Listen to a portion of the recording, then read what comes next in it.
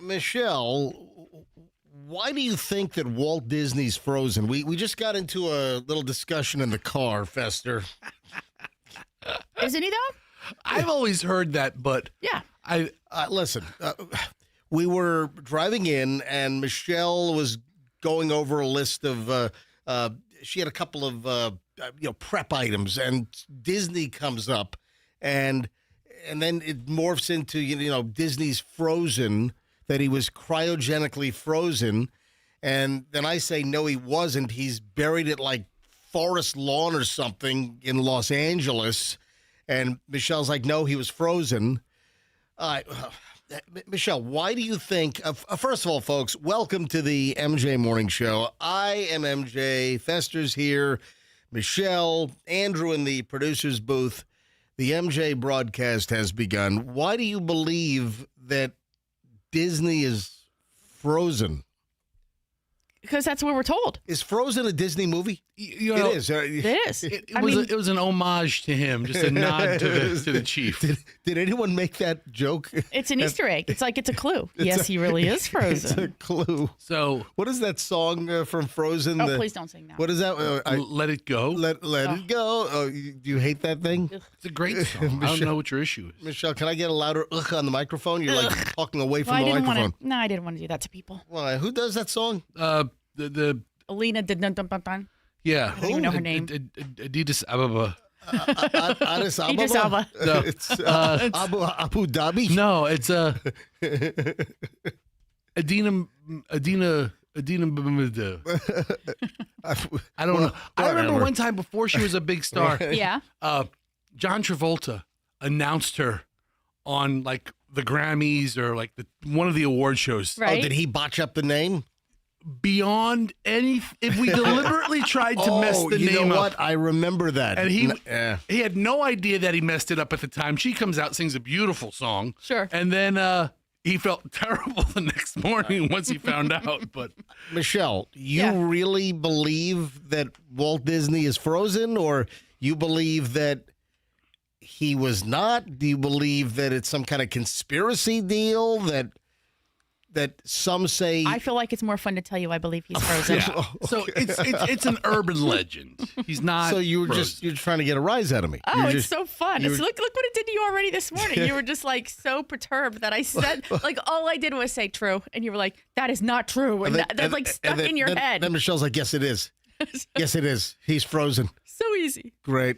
All right. I mean, so when you go to like Disney on Ice, you're not expecting people to be ice skating around the rink in costume. You expect, an old man to be just there. That was the joke also with Disney on Ice when, those commercials ran. All right. So, Andrew, where was Disney? Was it Forest Lawn? Was I correct? Yeah. So, Walt Disney, who died of lung cancer. Yeah, he was a chain smoker. He died before I was 1. He died when I was like 11 months old. He died like in late 1966, before I turned 1 in January of 1967.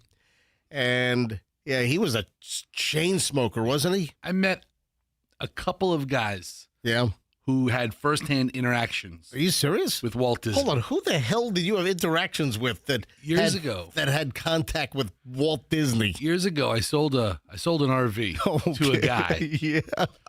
Who is retired now. He owned a drive-in movie theater in like Erie, Pennsylvania. Right. And so when the winter comes, you close the drive-in theater. He would come to Florida for 3 months and stay at Fort Wilderness. He had a booking for 3 months, and he's had it for years. Really? I don't know if he's still alive, and I've lost track of him. But where did he live? He lived in Erie, Pennsylvania. Okay, Erie, Pennsylvania, and he would drive down to Fort Wilderness at Disney in Kissimmee. In Lake Buena Vista. Lake Buena Vista. Part of Disney's empire. Right. And Lake Buena Vista. But he would stay there for 3 months, and he did it every year, and that was his winter home. Gotcha. It wasn't his vacation, it was his winter home. And he had a RV, just pulled up, hooked up, and lived the life. And he worked, when he was a young man, he worked in a metal fabrication shop, a steel fabrication shop in Pennsylvania. Right. So it all made sense. And Disney showed up there himself to approve all of the armature and rails and Oh, really? and Wait a up the minute. steps. Oh, the railing and armature early at Disney was not made in Florida. It was made in Erie, Pennsylvania, and then shipped down. I don't know that Florida milled steel in mass In the late 60s, right? Yeah, 'cause he came for Disneyland because Disneyland was built first. And was Disney smoking all during his inspection of the railings? He had a cigar, and he told me A cigar? I thought it was a cigarette he had smoker. a cigar in his face. He was smoking the whole time. Cigar or cigarette? I thought he was a cigarette smoker. I want to say cigar, but it could have been either. I don't think He Disney said- was a cigar. Hey, Andrew, was Disney a cigarette smoker or was Walt Disney a cigar smoker? Turn your microphone He was a on. heavy user of tobacco. I don't know which one. Oh, I know you he should. smoked cigarettes. I know. I've seen him with cigarettes. But he smoked. In fact, his original idea was he wanted Donald Duck to smoke in all the cartoons. That's why Donald sounds like this. This was the original voice for Donald. Walt Disney is famously known for cigarettes, and his habit has he occasionally smokes cigars. So he was smoking the entire time. But the guy even brought a point, like, how was Walt Disney? He goes, he was an amazing man. But he brought up he smoked the whole time. Did he smoke like bowls too? Did he? I don't know. I'm sure. All right. So Michelle, Yeah. you're just jabbing me. You don't think that Disney was really frozen? Do you? Clearly, I don't think Disney was frozen. Yes, he was. No, he was not. Here she goes again. All right. At the original Disney World or Disneyland, Right. Andrew, didn't he have like a tobacco shop on Main Street? He Why celebrated. are you whispering? I'm not. I'm talking to Fester. I'm just saying it, like mouthing it to him. I'm not. Fester's still talking. I don't want to talk over him. You're I'm not not talking rude. over him. Disney parks once he celebrated his tobacco culture by even hosting a Main Street tobacconist shop Wow. on the original park. Well, there you have it. Huh. All right, man, we got a loaded show today. Oh, guess what's coming up? I'm sorry. Hold on. Andrew, what was that, please? Now you can't smoke in the park at all. Now, say it again. Say it loud on the air. Now you can't smoke in the park. I can't say it while you're talking. So if Disney were alive today, would he be smoking in the park or would he not be allowed to smoke in the park? I don't know who would have the power to kick him out. Yeah, he's like, what is this place? Wow. This is hell. All right. I don't want to. Hey, guess what's coming up later this morning, folks? Dear Flabby, is he rude or nice? Life feel messy, love life crappy. Got a problem, need some wisdom from a big rude man. Write to Dear Flabby at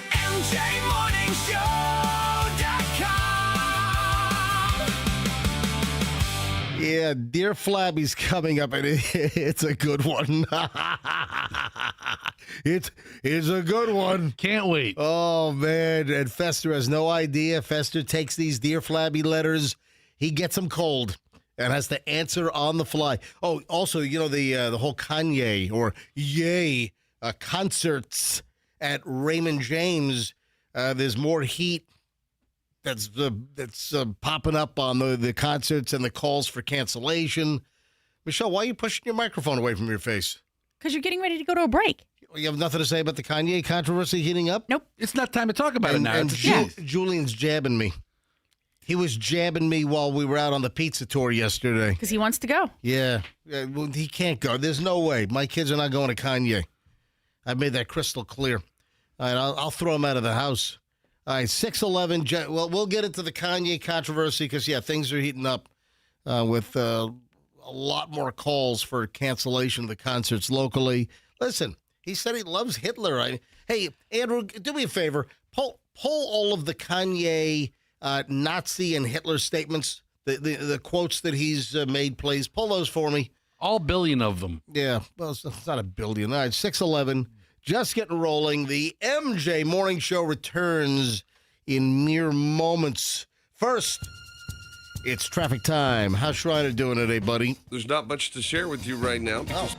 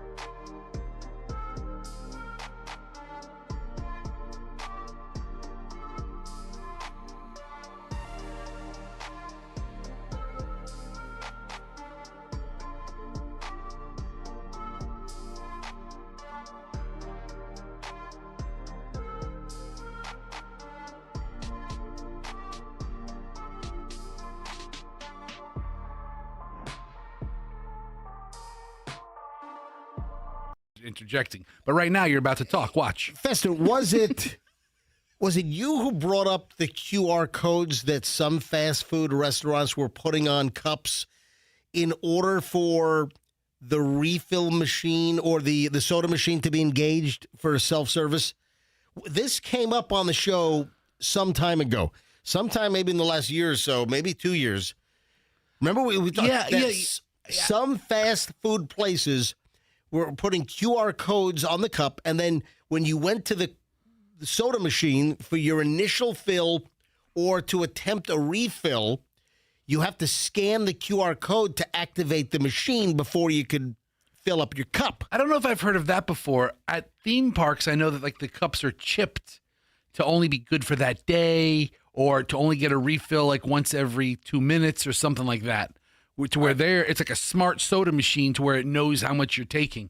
But the reason why I'm bringing this up, I know we had mentioned this, and I thought, for whatever reason, I must be mistaken. I thought that you had a whole dissertation on this, that you were well aware of the QR coded cups. See, I don't go to a lot of fast food restaurants. I'm not really a fast food consumer, and if I am, I don't know if I go inside. Anyway, I haven't seen this. I haven't seen the cups that you're handed at the counter to then use the self-service machine.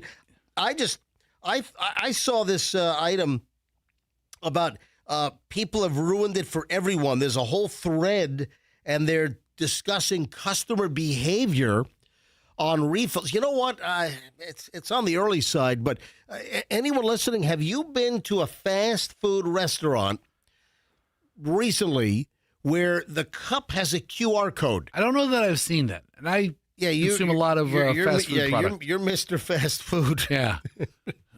Yeah, I mean, I'm one of the guys that have ruined it for everybody. You're like on a fast food frenzy. Have I ruined it for everybody? Listen, let's broaden our reach here beyond just you and Planet Fester. I mean, if I've been getting away with it for 40 years, am I really ruining it for everybody, or is it just a natural evolution? You're the one who said you're ruining it. I didn't say that. No, but you know, I feel accused.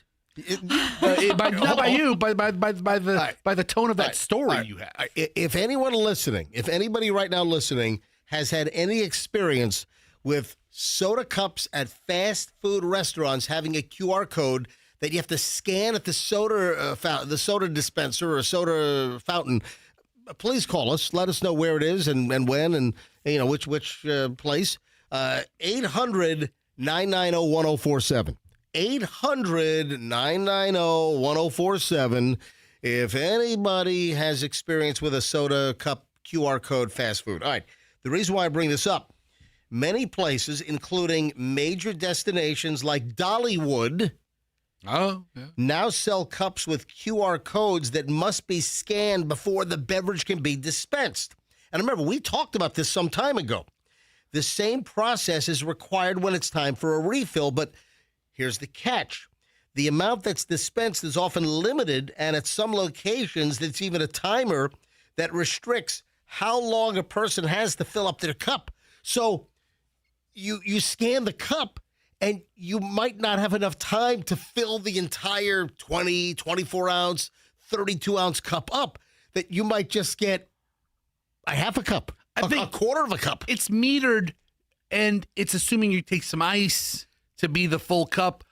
And Disney has, I think Busch Gardens has chipped cups that are only good. Hold on, chipped? I mean, is that expensive to put a chip? That's what I was wondering. Yeah. Like, are you paying more for a chipped cup that the product actually costs you? Because we're always talking about how that's the... You're selling the chipped cup for 100 times what you're paying for. It's probably not a Micron quality chip. No. It's probably not Micron MU on the, that's a ticker, MU. Yeah. But these are all all these chips are ending up in landfills. Listen, hold on, phones are one use. Phones are ringing on this thing. All right, hang on a minute. Let me finish this. So even a timer that restricts how long a person has to fill up the cup. So you might not get a full cup on the refill. That means that it's goodbye to unlimited refills, or by simply walk up to the soda fountain and just topping off whatever you want to top off or fill it up. Hey, I'm gonna get a roadie. I'm going to go fill up this entire, 32-ounce cup before I hit the door and get out of there. And this is a whole discussion that I came across online. Let's see here. This was an X feed originally, and a guy shared a video on X as part of the reason why food establishments are changing their fountain drink policies. In the video, a man can be seen with a small Gatorade bottle and a Pepsi bottle that he seems to have already filled with orange soda from the soda fountain. So, so somebody filling up their own container, a non-store or fast food restaurant issued container, guy's filling up his own stuff with stuff from the soda fountain. I do that like every day. All right. I'm drinking soda out of this right here that I took from Publix last night. Hold on. What? Yeah.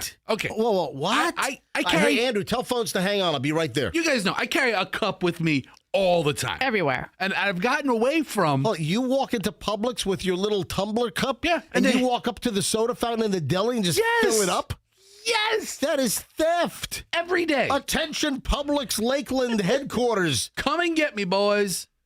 They ought to pull the surveillance video. Which Publix was this? Listen, I'm not going to put myself together. So you're not going to say which Publix it was? My daring life of crime has made me a legend in my time. This is your metal Stanley ripoff cup. No, this is a Stanley cup. It is a Stanley. I mean, I think I ripped the cup off. Did you steal that? Did you steal the Stanley? I did, yeah. You probably stole the Stanley because I can't see you paying $60 for that thing. You stole the Stanley. But the cup, you refill it at the... You're going to steal a Stanley steamer truck next. If I could, I would. Driving around in a yellow truck. All right, go.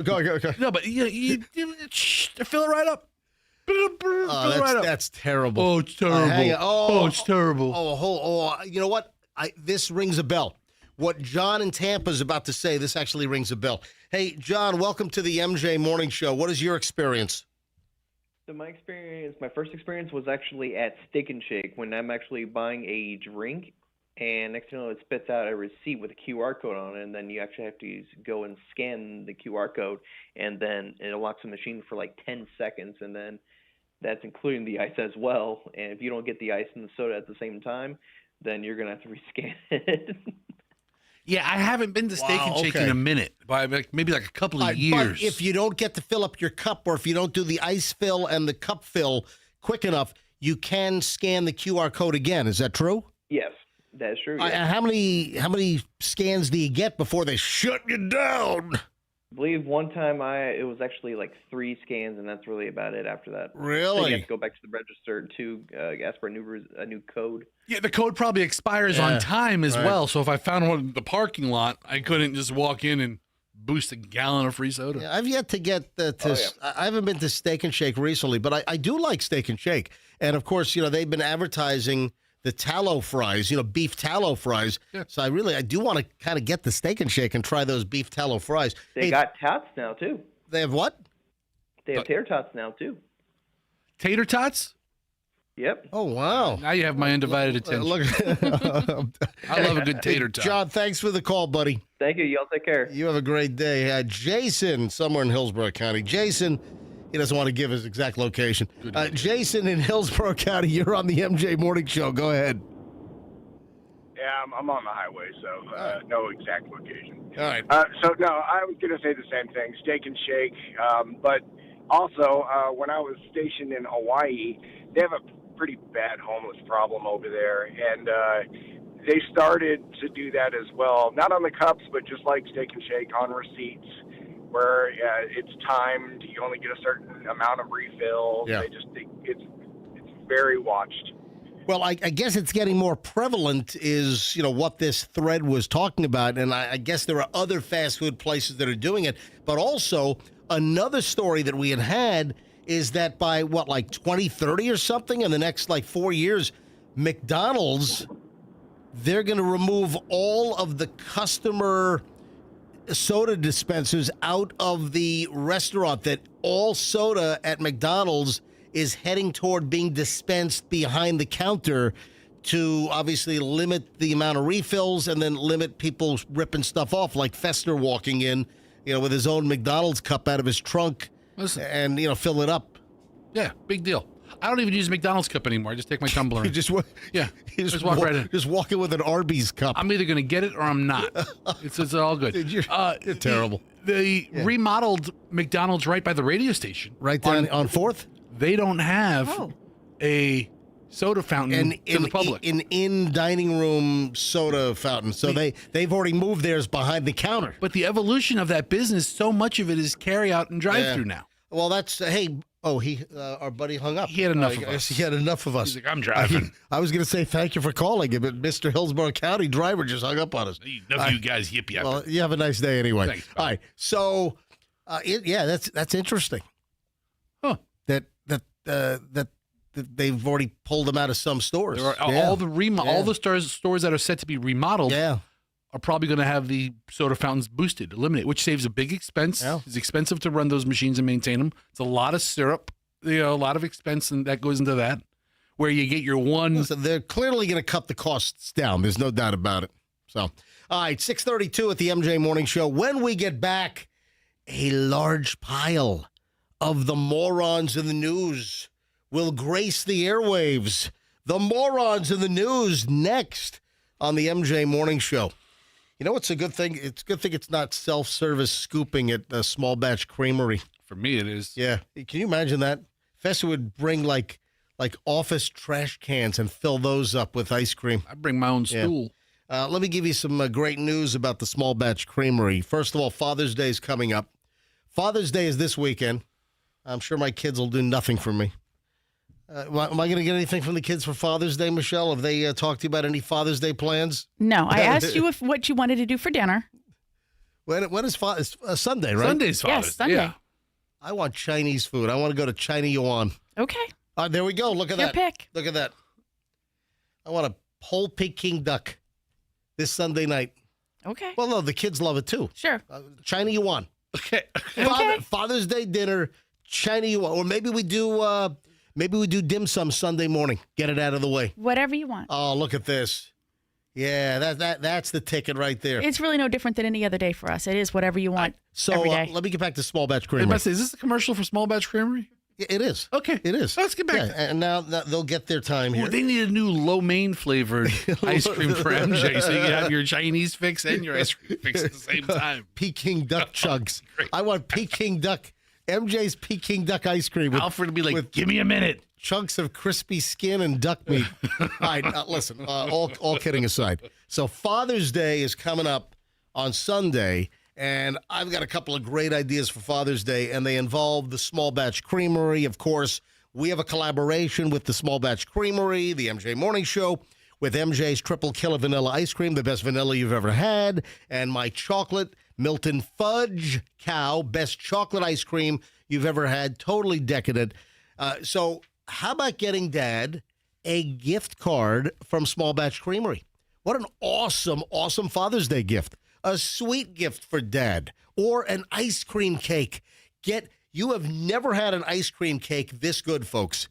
At Small Batch Creamery, they take ice cream cakes because their ice cream is beyond ultra, ultra premium. It's unbelievably premises made from scratch, the best ingredients. Get Dad an ice cream cake. And get him a gift card and an ice cream cake for Father's Day at Small Batch Creamery. So put a smile on Dad's face. Oh, and for a limited time, they're featuring a Father's Day flavor that's getting a lot of attention. Father Knows S'mores.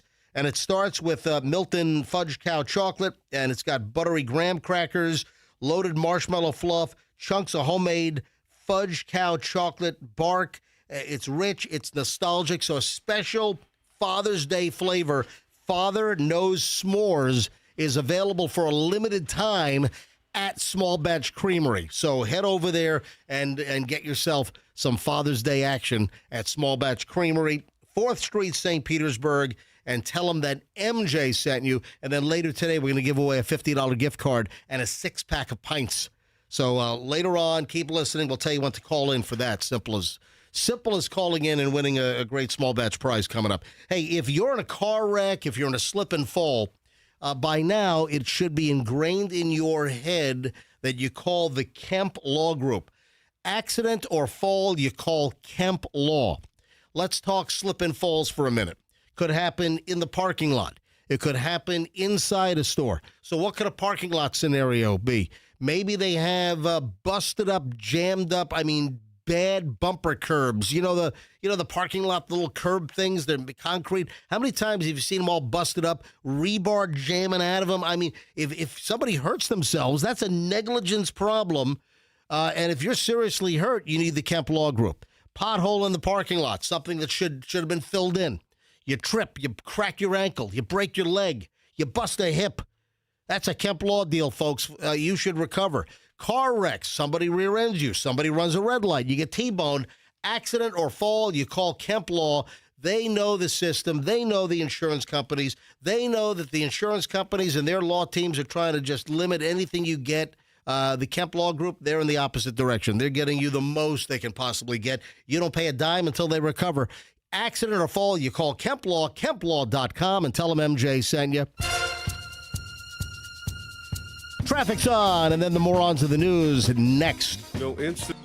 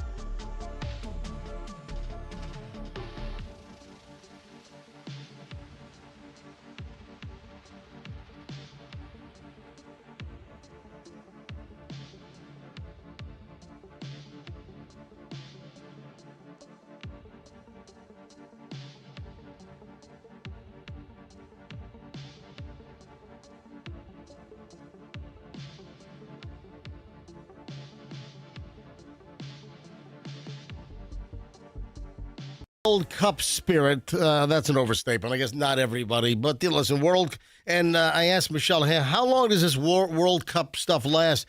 And it goes for like a month. Like the end of July or toward the end of July? Hold on. That would be 2 months then. Wait a minute. End of July? Michelle, I think it is the middle of... Wait a minute. I thought you said end of June.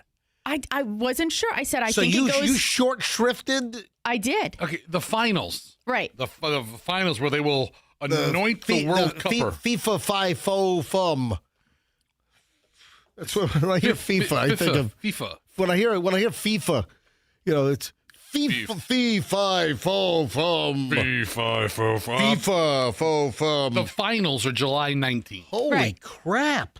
So we've got over a month left. That's overload, man. That's too much. It's a whole... It's it's way too much. It's a whole... Way too much football. Then you got to play everybody in your group, and then you move on, and then there's a bracket, or I'm not sure how it works. All right, so listen to this dude. Brazil's going to win the whole thing anyway, so it doesn't really even matter. AI says that Spain's supposed to win, but then Spain had a 0-0 draw with Cape Verde. By the way, the channel, one of the sportscasters, might have been Fox 13 last night. The sportscaster on Fox 13 kept calling it Cape Verde. No, it's Cape Verde. It's not Verde. It's not like green in Spanish. It is pronounced Cape Verde, not Verde. Where is Cape Verde? It's off of Africa. Right? Okay. Right? Off of, did you find it? Yeah, it's off of the west coast of Africa. Is it Cabo Verde? It's off of Cabo Verde. So it's Cape Verde. It's off of Senegal, Gambia. It's like west coast, a little above the equator. Okay. Is where Cape Verde is. I'll take your word for it. You'll hear about the hurricanes, like the hurricanes coming off of Africa. They form or systems that could travel across the Atlantic and become a hurricane. A lot of times you'll hear that you have action coming off of Cape Verde. That's where I've heard it before. And they have another place that's Cape Turd. All right. But it's real crappy there. Real crappy. Cape Turd. All right. So the reason why I'm doing a morons in the news item here is down in Miami, a security guard is accused of stealing a FIFA referee outfit. That's pretty cool. From a Miami Beach hotel. Wait a minute. You've got a security guard that's stealing crap. That's some hella security right there. Listen, man, some of these hotels, clubs, security's the sketchiest people there. Yeah, they're probably half the security guards have, felonious records. Yeah. Yeah. Just sprung from, a stretch in state. All right. Now they got a security guard job on the way out. I have to hand them your ID as you walk. Listen to this. Outside the Grand Beach Hotel in Miami Beach, FIFA logos could be seen throughout the property. On Sunday, something was missing. A referee's uniform. Police said the uniform was stolen by Jordan Martinez, a security guard at the hotel. A hotel security guard stole a referee's outfit, a uniform. Was he planning on trying to referee a game?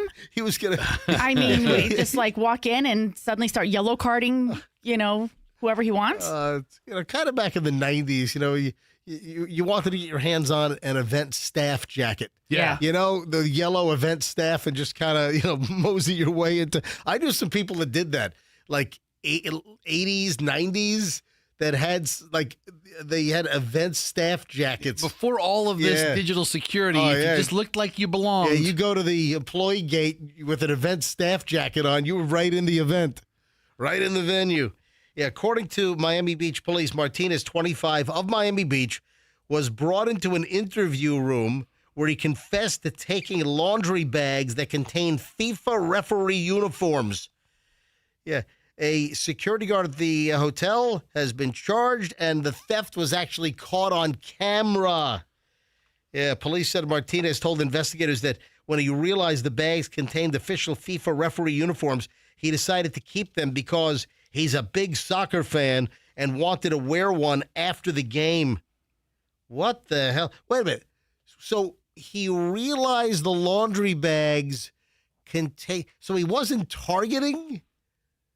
So what? He makes a habit out of stealing laundry bags? Maybe not a habit. There's a lot of money in stealing laundry bags from the hotel where you work? I don't think it's a habit. I think he knew that there was official. No, the thing is, it says that when he realized the bags contained official FIFA referee uniforms, he decided to keep them. Yeah. So it's not a habit. Right. I don't know. I don't think he's stealing laundry left, right, and center. Otherwise, this would have been a problem before. But if he looks in there and says, oh, my God, this is official FIFA stuff. He may not even have known it was official. It could have just been, he could have thought it was like a fan's bag. He didn't know. What a jackass. Yeah, so I don't think this guy's going to be working security much longer at the Grand Beach Hotel in Miami Beach. Actually, they just promoted him. He's now head of security. You're the kind of guy we're looking for around here at Grand Hotel. Oh, man. Get off my lawn. All right, I got one of these stories for you. Furious Florida man threatens Lake County kids with knives because they revved their go-kart engines. There we go. Lake County is from Fox in Orlando. A man arrested after he allegedly walked over to his neighbor's house, grabbed 2 knives, and threatened 2 kids that were in the garage working on their go-kart, according to the Lake County Sheriff's Office. Rick Carter, 57, was booked into the county jail on 2 counts of aggravated assault with a deadly weapon without intent to kill. Shortly after 8 p.m., on June 8th, Lake County deputies responded to the home of Aaron Boulevard. The guy's name is Boulevard? No, the home is Aaron Boulevard. Oh. So Aaron, E-R-Y-N. That must be the mother of the kidlets. So the home where the kids were working on the go-karts in the garage belongs to Aaron Boulevard. The family's last name is Boulevard. It's Boulevard. Okay. I've never heard that before. Yeah. I was going to say the same thing. I mean, they live next to Harry Highway. Sally Street. Yeah, I know, right? Reggie Road. I've never met the Boulevards. I've never heard of the last name Boulevard. Wow. Walking down the boulevard. That's Journey. Yes. Right? The Boulevards. So it's not the first Boulevard song I think of. What do you think of? Sun came up over Santa Monica Boulevard or whatever. The Sheryl Crow song. Sheryl Yeah. Crow. Yeah. That's the Boulevard This song. ain't no disco. This ain't no rodeo either. Yeah, whatever she says, whatever the thing is. So this dude, the actual guy that threatened the kids, his name is Richard Carter, right? Now, if his name was Richard Road, that would have been really Right. fun. So Road walks over to the boulevard. All right. So Richard walks over to Aaron Boulevard's home. The two kids are in the garage, threatens them because of the noise they're making in the garage while they're working on the go-kart. I guess they were revving the engines. Maybe, they're tuning up the engines, whatever they were doing. According to the arrest report, Carter was irate over the noise and the engine sounds coming from the garage. He allegedly walked to the house, yelled at them, threw a lawn chair at them, picked up 2 knives, a large kitchen knife, and a meat cleaver that were sitting next to an outdoor fire pit. So wait a minute. The Boulevards had these murder weapons ready for the maniac neighbor to grab. Yep, in case we need to cleave the wood. It's like grab and go right there. It's all right, everything you need. Oh, yeah. So one of the kids told deputies that Carter threatened to bash their heads with if the go-kart engine started again.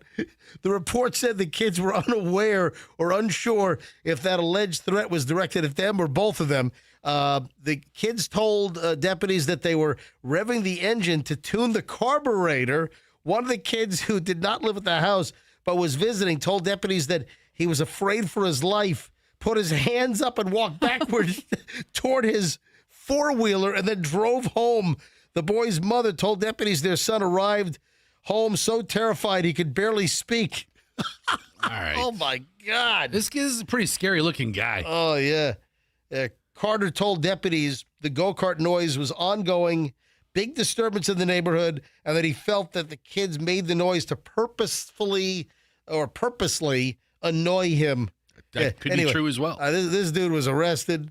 He told deputies that he was angry about the noise, grabbed the 2 knives because they were convenient items. Wow. Judge granted him a $10,000 bond. He was released around 2 a.m. on June 9, blah, blah, blah. Anyway, he's been ordered to stay away from the kids. Oh, my God. That's what we call morons in the news. And the kids haven't been ordered to stop revving their engines? Well, no word on that. Yep. Punk kids. There we go. It's the morons of the news on the MJ Morning Show. Oh, when we get back, Michelle found something, and Michelle says we got to get this. There's an item that Michelle says we've got to get. She wants this in our driveway. I'll explain. It's actually kind of cool. Next on the MJ Morning Show here on Q105, 104.7 FM. If you're looking for a Toyota, look no further than Miracle Toyota. Why? Every day is a miracle at Miracle Toyota. If you're in Polk County, you got to go to Miracle Toyota when you want a Toyota car, truck, or SUV. Why? Well, it's a great place to do business with. Miracle Toyota is part of the Murphy Automotive Group, Mike Murphy and his team. Just a great place to do business. Great selection. Get the price you're looking for. Get the vehicle you're looking for. It's Miracle Toyota. So Polk County, I need you to run, not walk, to Miracle Toyota. Anywhere in Polk County, show the MJ Morning Show and our sponsors, show some love. And if you're in Polk County or any surrounding county for that matter, if you're looking for a Toyota, it's Miracle Toyota. And this is the summer of savings. No payments for 90 days.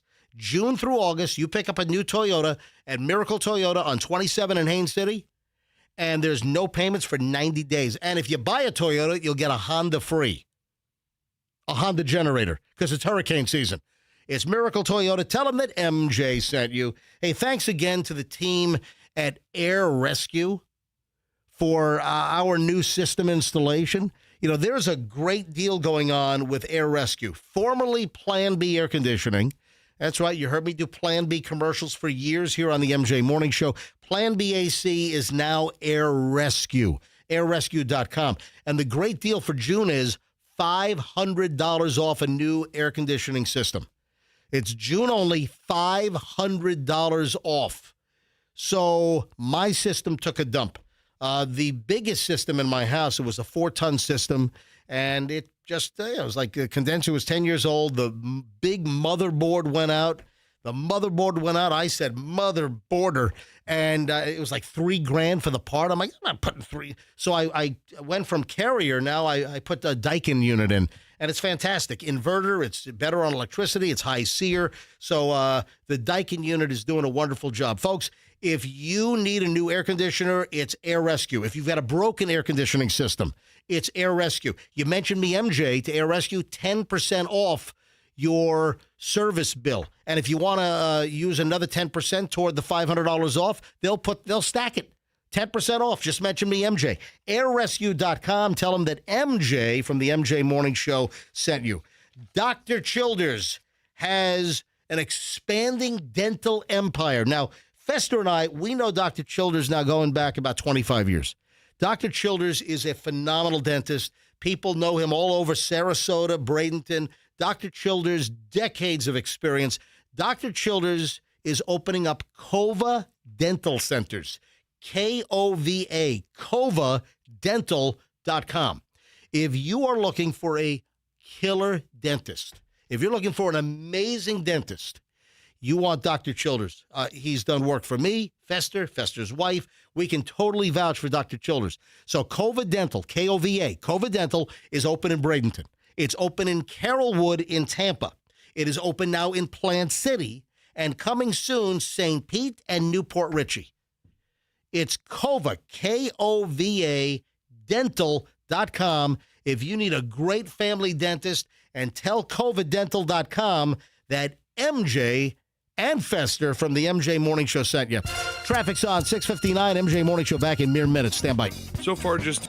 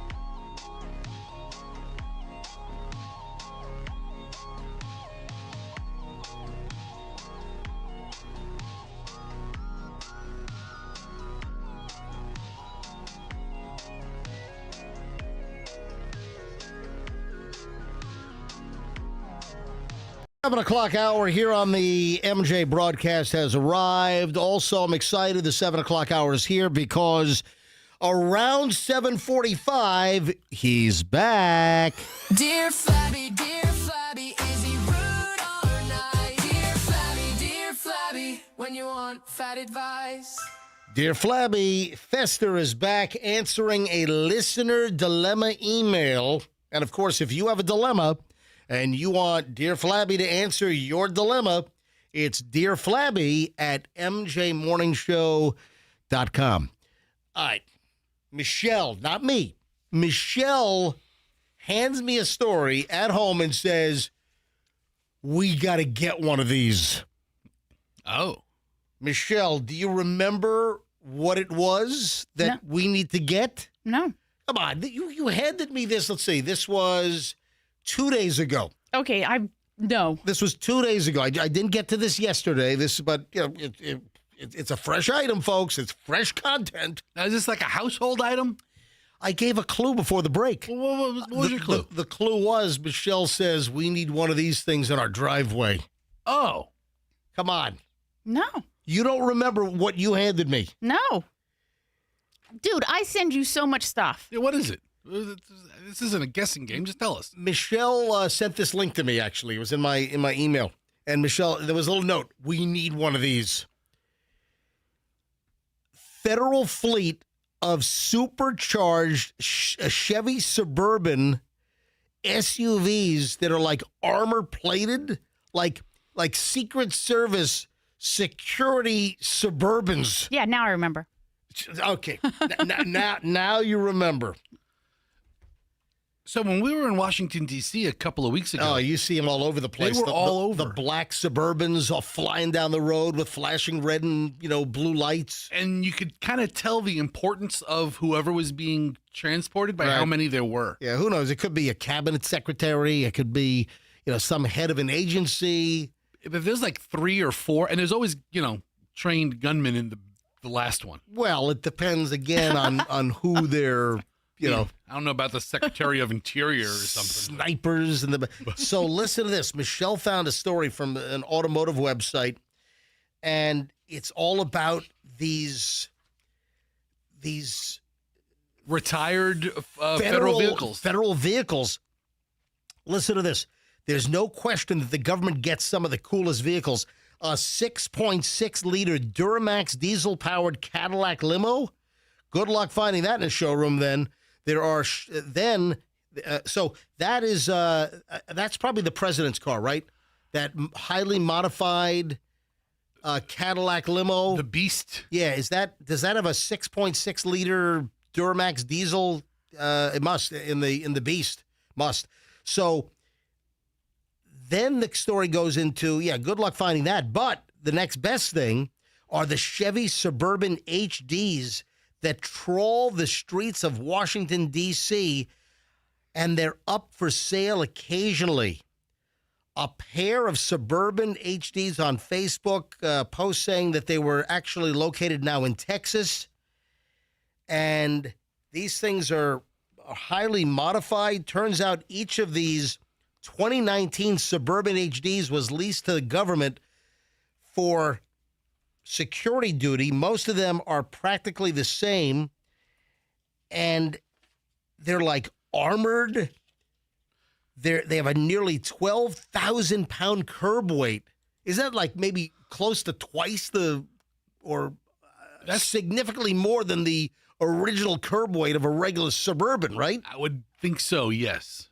Wow. Don't you want one? Well, what does it get, like 4 miles a gallon? It probably does. Then it goes on to talk about the pricing, and there are a couple of these in Texas. So some dealer in Texas is trying to sell these things, and they want like $130,000 and $140,000 for these things. All right, that seems a little high for a 2019. These are one-of-one vehicles. Yeah. They make a ton of them, but they're not often on the used market or the resale market. They're not available, and they may not be beat to crap. Oh yeah. Oh. So it went into mileage. One of them had only 42,000 miles on it. Yeah. You know, one of them had 23,000 miles on it. And these are like 2019s. So Michelle wants a Secret Service style black up-armored Chevy Suburban that weighs 12,000 pounds. Well, don't you think you deserve that kind of chauffeuring around? Hire somebody to drive the car for you, and Julian when he's home from school for the summer. But, right? yeah.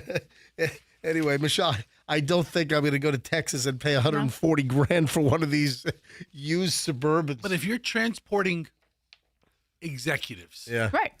you know, if you're the, what was that healthcare company that the United. Oh, yeah. I mean, Brian Thompson, was that his name? yeah, Yeah, the guy that was murdered by Luigi Mangione. there's a lot of high-profile people who are concerned for their everyday safety who are just regular citizens.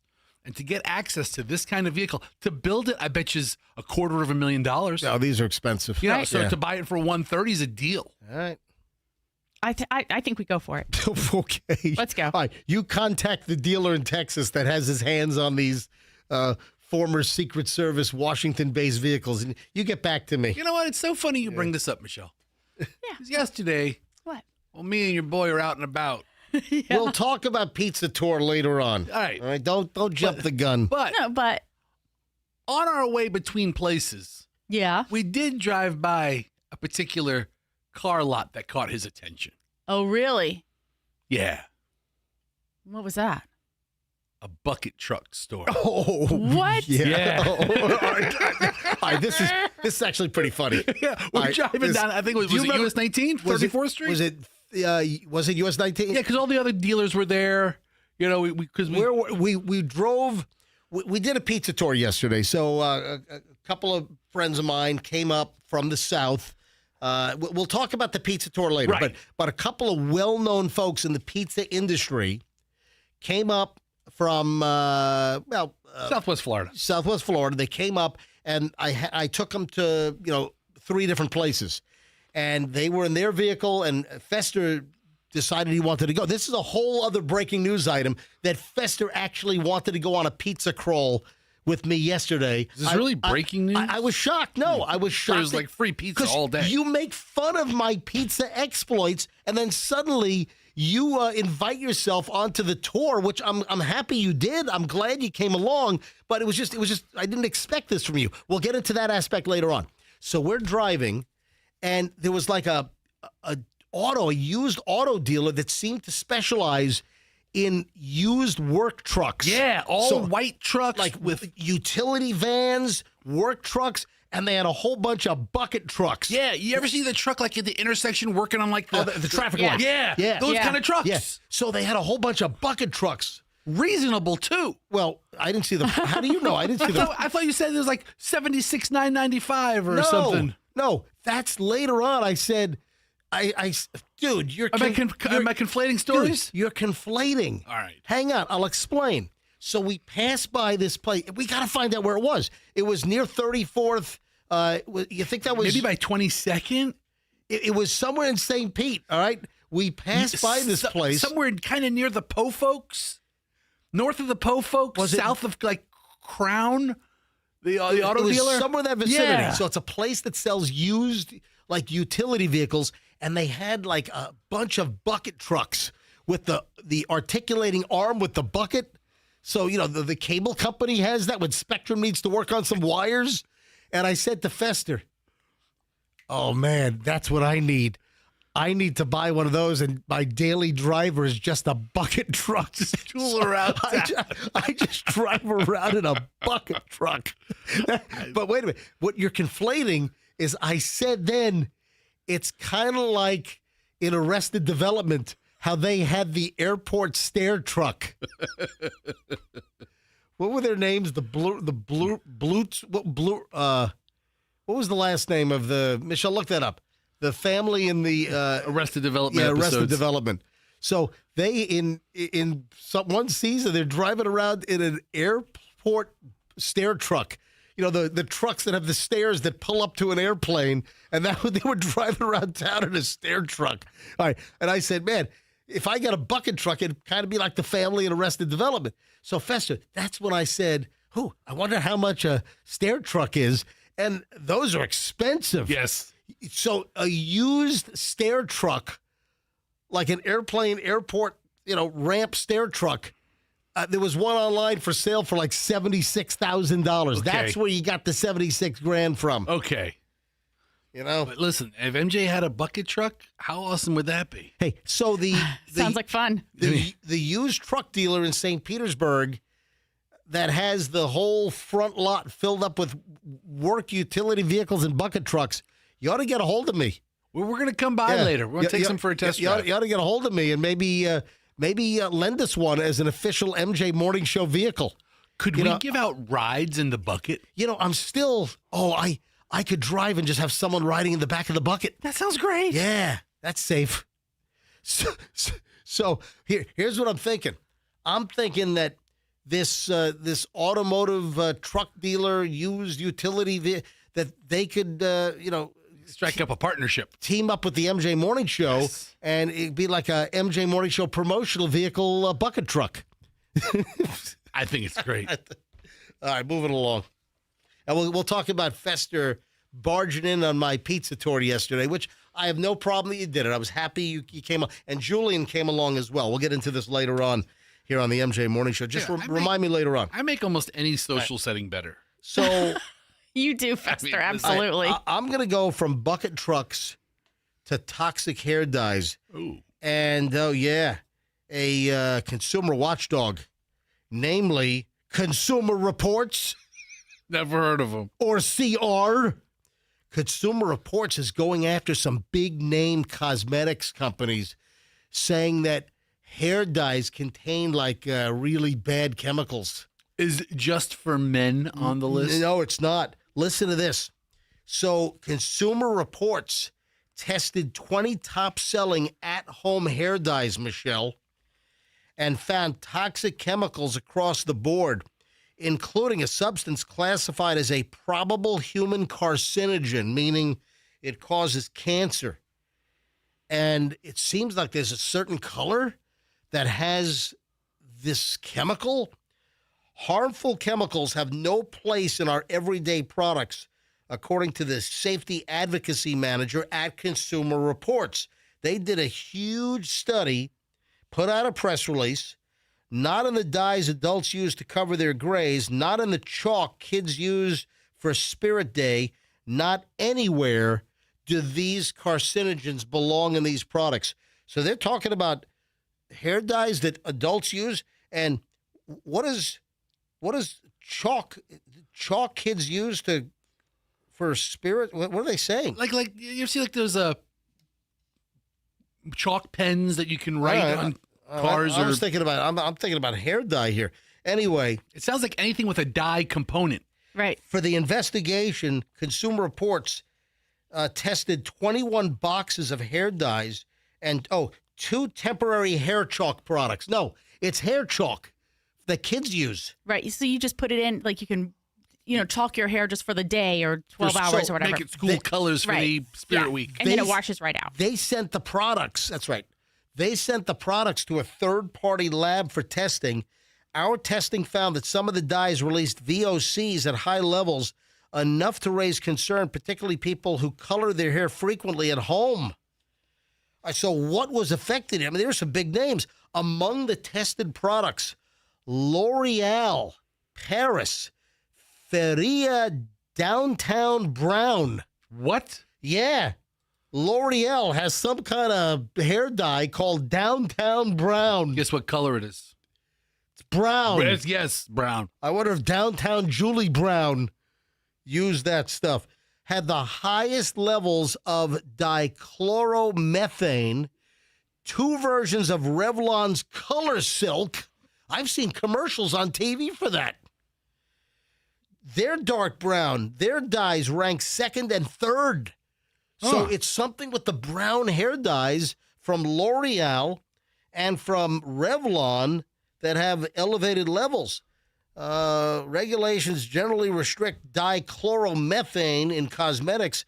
Consumer Reports says that they are narrow exceptions, including certain hair dye formulas. So you can't have that chemical in like lipstick or eyeshadow or what, but you can have it in hair dye? Holy crap. That seems whacked. So not every dye had this stuff, right? I mean, No, not everyone. There had to have been like a spectrum of options or possibilities. Yeah. So this is I'm alarmed. Michelle, do you use L'Oreal Downtown Brown? No, No. I'm just checking. You sure? I'm absolutely How positive. about Revlon Color Silk? No. All right, just checking. It's kind of tedious to do your hair like that at home. I don't want you to get cancered up good over there.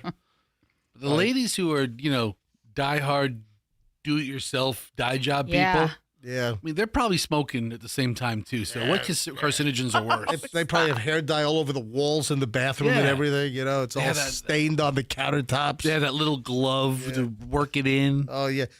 Don't get it in your hands, but you got all this cancer-causing stuff seeping into your follicles It'll and your. stain your hands. Yeah. You don't want brown Oh, yeah, I hands. guess you're And right. people will talk about you. Look at old poop hand Sally over there. Oh my gosh. Okay. Poop hand Sally. You don't want that. Wear the gloves, Sally. One final thing here before we get ready for our hour and 20 minutes of nonstop MJ. Michelle is so impressed that Japanese fans stayed and cleaned up the stadium after their World Cup match with, what was it, like Norway or something? Who did they play? I think it was the Netherlands. Netherlands. Yeah, Right? You're right. It was Netherlands. So in the World Cup, Japan played Netherlands, and that was a tie as well, wasn't it? Yes. Yeah, that was they tied up. But after the game, the Japanese fans, they didn't just barrel ass to the exits. No, the Japanese fans, they start going through the stands, cleaning up rows and rows of seats and cleaning up other people's crap they left behind. Yeah. That's cool. I mean, it's pretty impressive. I guess this is a tradition, or this happens in Japan. The fans help. Listen, people are slobs. You even after a movie, we usually stay to the end credits of a movie. They turn the lights on, and you look around in a movie theater, and people are slobs. They can't even carry their freaking drink cups and their popcorn buckets to the trash. 40 feet away, 35 feet away. I'm looking at a bunch of Japanese people Yeah. carrying blue bags around the stadium, just picking up trash after everybody else has left. Yeah, Japanese fans are just walking through the stadium with trash bags, cleaning up the stadium where the World Cup game was being held. That's cool. That's amazing. So courteous. I want to go back to Japan. Michelle, book us a trip to Japan. I'm working on it. Let's go. Let's go back to Japan. All right, 7:21 at the MJ Morning Show. When we return, we launch over an hour and 20 minutes of nonstop MJ. I'm just thinking about the Dear Flabby. The Dear Flabby letter today, I started laughing out loud. Michelle, you had already gone up to go to bed. And I'm like, I want to do Dear Flabby tomorrow. I want to do 2 this week. I want to do 1 today, 1 Thursday or Friday. But today's Dear Flabby's hysterical. And that's going to be coming up at about 7:45 here on the MJ Morning Show. So please stand by. And we're loaded. I guarantee entertaining content out the wazoo next here on the MJ Morning Show. And an hour and 20 minutes nonstop happens in minutes here on the MJ Morning Show. Stand by, please. Hey, Air Rescue did such a wonderful job at my house. They'll do a wonderful job at your house. In fact, I get constantly feedback from listeners that use Air Rescue. Air Rescue, great air conditioning company, formerly Plan B Air Conditioning. The story is that they actually had 2 side-by-side companies, same owners for Plan B AC and Air Rescue. Air Rescue's been around for over 70 years. And they just decided to phase out the Plan B name and roll everything into Air Rescue. Air Rescue was just at my house last week. I just had a brand new Daikin system installed. This is my second Daikin. My first carrier went out. We put a new Daikin in. My second carrier went out, and we put in a new Daikin inverter system. That was the biggie. That's the biggie in the house, the 4-ton system. And Air Rescue put this thing in last week. Fantastic. Right now, during June, $500 off a new air conditioning system. If you have any air conditioning service needs, if your system is broken, you call Air Rescue, you mention me, MJ, and get 10% off. Ask for the 10% MJ discount. And if you need a new system, $500 off, and you can put the 10% MJ discount on top of that.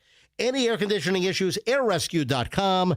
That's airrescue.com. 888 never wait is the phone number. And tell them, of course, that MJ sent you. My friends at Veterans Ford want you to roll in and walk out. So roll in and then roll out with Ford employee pricing. Please don't let the inventory dwindle. Get exactly what you want for this amazing deal. They don't do this often. And, of course, celebrating America 250, it's Ford employee pricing, meaning you pay what the Ford employee pays that works, let's say, at a Ford factory making trucks or SUVs. You got, Hank that's been working for Ford for 32 years, gets the big Ford employee discount when he wants a new Ford in his driveway. Now you, the regular customer, can get the Ford employee discount right now. Hurry. It's for a limited time. Head to Veterans Ford. Veterans Ford, Linebaugh, and the Veterans Expressway. Hurry while the selection is big. This is very popular, so people race, and then the inventory dwindles. Get what you want at Ford employee pricing. Veterans Ford, amazing service department. You'll get an amazing situation as far as treatment goes, friendliness. It's just a great operation. I get great feedback. People saying, hey, MJ, thanks for turning me on to Veterans Ford. And, of course, head over quickly, get that employee pricing, and tell them that MJ sent you. IDC, International Diamond Center, longtime sponsor here on the MJ Morning Show. They're involved in something big right now. This is huge, and people are driving a long time to take advantage of this incredible offer. See, we've got IDC right here in the Tampa Bay area. If you're local, it's not a long drive. The point is that when IDC does this particular event, people drive from all over the state to come to IDC because people know the quality of International Diamond Center. They know the selection.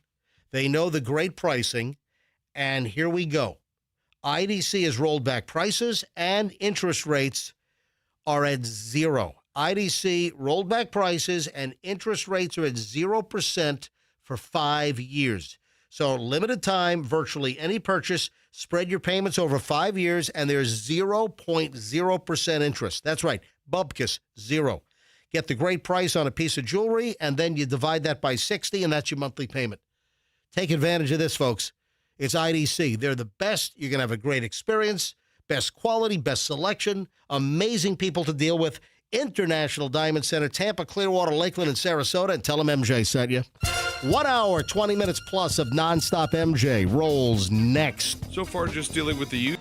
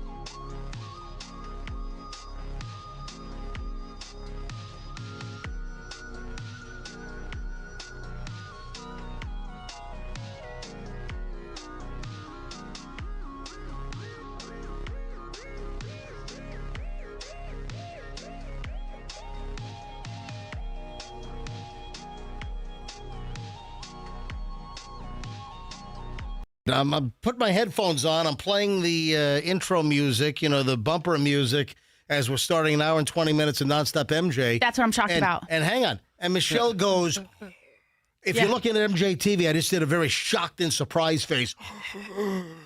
What was that all about? What did Fester just say that was able to elicit that kind of, facial contortion from you? I think he said. What'd you say? Well, we were having our... Oh, geez, your yakety yak during the commercial break discussion. We don't call it yakety. You guys are like little eighth graders in the back of the classroom. We were talking gossip, right? And you were talking gossip. And I said, "Hey, I'll talk to you in an hour and a half because we're gonna talk on the radio for the next hour and a half, and Meech and I can't, jibba jabba." Stop calling my wife Meech. I hate that. No, I love giving other men's wives pet names. What's the matter with you? So what were you saying? No, that's what he said. He was talking about, and I was like, what was the face? Oh, it was like, an hour and a half. And I was like, yeah, that's all. I want you to listen to this. And if you guys know who this is, then don't blurt it out, please. I want the listeners to try to figure out, who is this? Listen to this voice, mystery voice. Do you know who this is? It's a constant struggle. Big, big trouble. Let's fix it on the double. Buy yourself a bevy, a shirt, a song. $5 can change the world. You can't go wrong. Man, I am not good at this. Do you know who that is? Is it somebody that I would know as soon as you say the name? Who is that? Yes, you'll know exactly. Okay, I'm asking. I don't know. Hold on. Andrew's raising his hand. You know who it is because you put it in the damn system. Yeah, I sent this to Andrew, and Andrew, he's raising his hand. I know who it is. Yeah. Duh. Michelle, listen to the voice again. Michelle Fester, listen.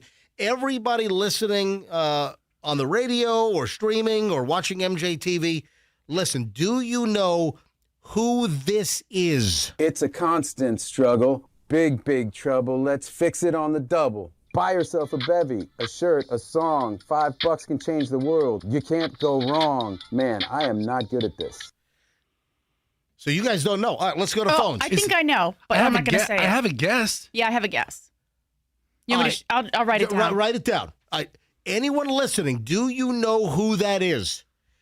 800-990-1047. Let me see your guess. 800-990-1047. Do you know who that is rapping? I have the same guess as Michelle. No way. I have the same guess. Let me see. I was going to say the same name. Yes, that's right. Yeah, I hear his voice. Oh, so you guys know who it is? Yeah. He's like one of the biggest people in Hollywood. Yes. Well, don't give that. Why'd you give that away? What's the matter with you? Because we've just guessed it. But I want the listeners. Don't give clues out. I want to see if our listeners can guess it. All right. The phones are ringing. 800-990-1047. This is like the worst game of Name That Tune ever. Yeah. Name That Voice. Don't give it away. It's time for the worst Name That Voice game show ever.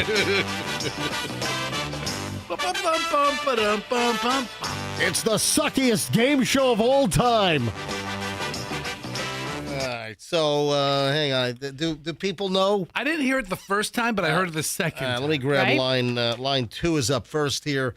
Graydon in Brandon. Graydon, whose voice is that?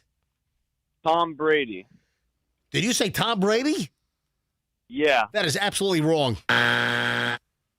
It is not Tom Brady. But hey, thanks for guessing. I appreciate it. Here we go again. It's a constant struggle. Big, big trouble. Let's fix it on the double. Buy yourself a bevy, a shirt, a song. $5 can change the world. You can't go wrong. Man, I am not good at this. You know what? I can hear a little bit I could see why he thought maybe it was Tom Brady. During the faux rapping part, Yep. I pictured Brady saying that, and I could see it. But then at the end, when he said, "Man, I'm not good at this," that was the giveaway. Let me grab Edward in Valrico. Edward, you're on the MJ Morning Show. Whose voice is that rapping? Poorly, I might add. That is Mark Wahlberg. Did you say Mark Wahlberg? Yes. Dude, you're wrong. No, it's not Mark Wahlberg. Thank you, buddy. Thanks for guessing. But boy, Yeah, all right. I think Richard's got it. Richard and Ruskin.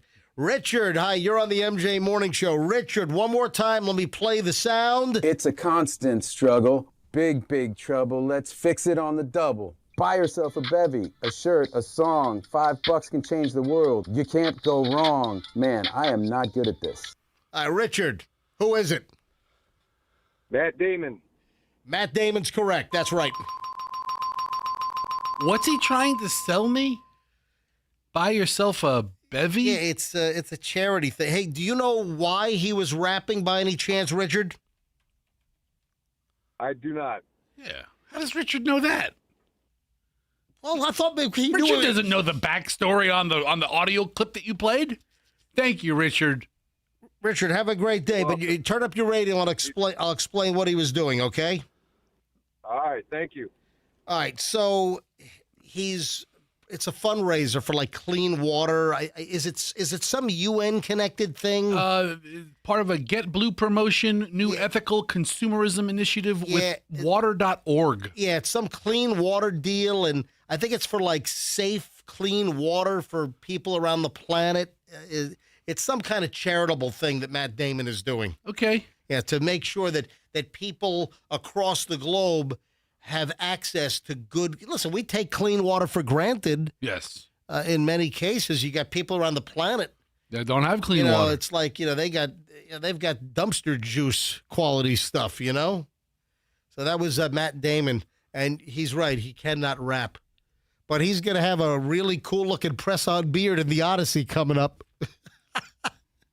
It really. Does it really look that bad? Did you think it looked that bad? I mean, I saw the trailer. Right, the trailer the other day. They're running on TV regularly now. Yeah. So I don't know if it's a real beard, because I just saw like the clips. I haven't seen them. Obviously, I haven't seen the movie. But if it's a real beard, that's one thing. But it better be good if it's a fake beard. Michelle, do you know what grief math is? No. This is interesting. Grief math? Grief math. Oh, and folks, if you're just tuning in to the MJ Morning Show, Dear Flabby is just minutes away. Ladies and gentlemen. Dear Flabby, is he rude or nice? Dear Flabby, when you want fat advice. And I'm laughing because the Dear Flabby today is funny. The Dear Flabby today, I immediately got this mental picture in my head as I'm reading the email from this individual. What was the not yet busted in Brandon? Okay. That's not yet busted in Brandon. Interesting. Is who the letter's signed by. Dear Flabby is on the way within, about 10 minutes or so. All right, so keep listening. Dear Flabby's on the way, and it is great today. All right, back to grief math. I wasn't aware that this had a... Listen, I understand that this could be a thing. I just didn't know that it had a term. So this woman is 17 years younger than her husband. Oh. And when they were both younger, it wasn't really an issue. As he starts climbing up in age, she's doing the grief math. How he's like nearly 20 years older, and you kind of get that accelerated aging thing going on, and she's doing the math on how little time they have together. Ew. Yeah. That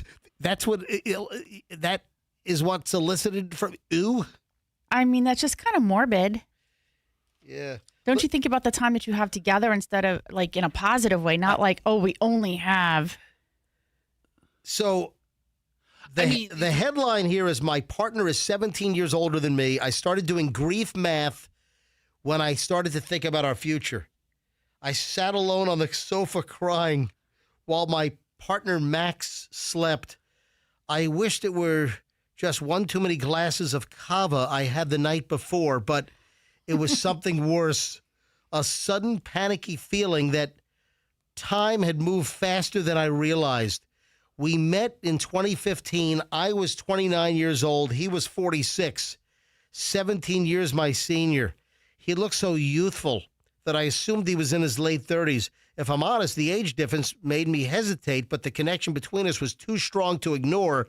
He made me feel seen and wanted in ways that no one else had done before. And after a few months of resisting, I gave into my feelings.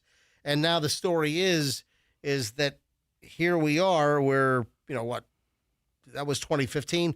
That's, we're 11 years later. So now she's just over 40. Yeah. And then he's now 57.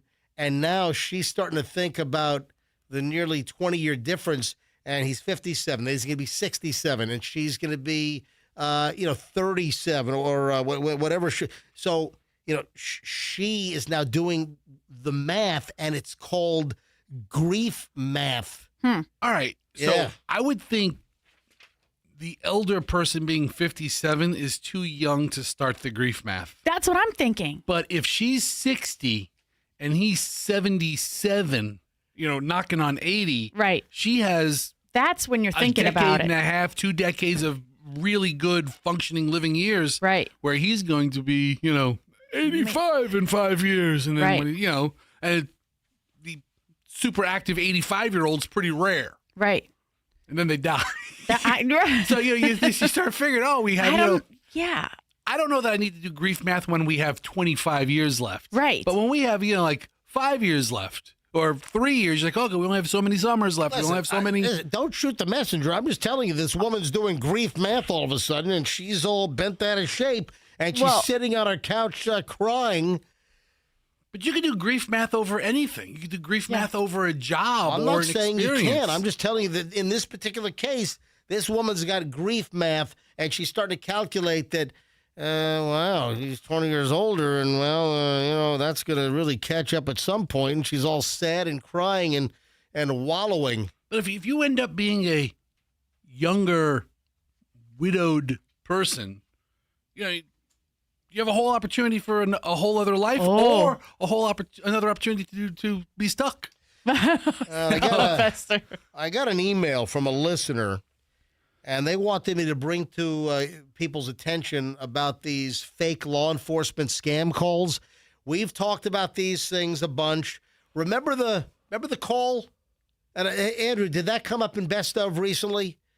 Did that come up in last week's Best Of? Are you 2 weeks ago we had a Best Of. We had a Best Of because I was scuba diving with Julian down in Little Cayman. Yeah, I just went to Publix to look at fish.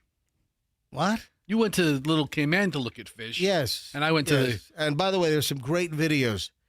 If you have not seen my amazing underwater scuba videos and the shark encounter, if you haven't seen the video of the octopus encounter that we had, it is amazing. The videos are on my Instagram at Certified MJ Radio. If you haven't seen these, I'm telling you, you'll love them. People like raving on my video. Oh, quality. they're raving. Raving. They're going crazy. All right, what are you? You mocking me? Or you can just go to the Florida Aquarium. You mocking me? See all the fish you want. Great. All right. So take a look at my Instagram, Certified MJ Radio, if you haven't seen my 2 scuba videos. So check them out. So I get this email. Yes. And we've been talking about these scams. They can spoof numbers. Your phone could ring, and it could say Hillsborough County Sheriff's Office. They can make your phone with all this spoofing. I mean, the fraudsters are pretty high tech these days. And this is not new, but here's a recent listener that had a problem. This is from Lisa, and Lisa sent me this email. Hi, MJ. I have heard you talk about a lot of scams before, but what happened to my dad, it's a whole new one. My dad got a call, and the caller ID said Lake Wales Police Department. Oh. Of course, he answered it. Sure. The caller said that he was an officer with the Lake Wales Police Department. My dad's identity has been breached. He was to stay where he was and wait for a call from the FBI. He sat in a parking lot for over an hour. My sister happened to call him.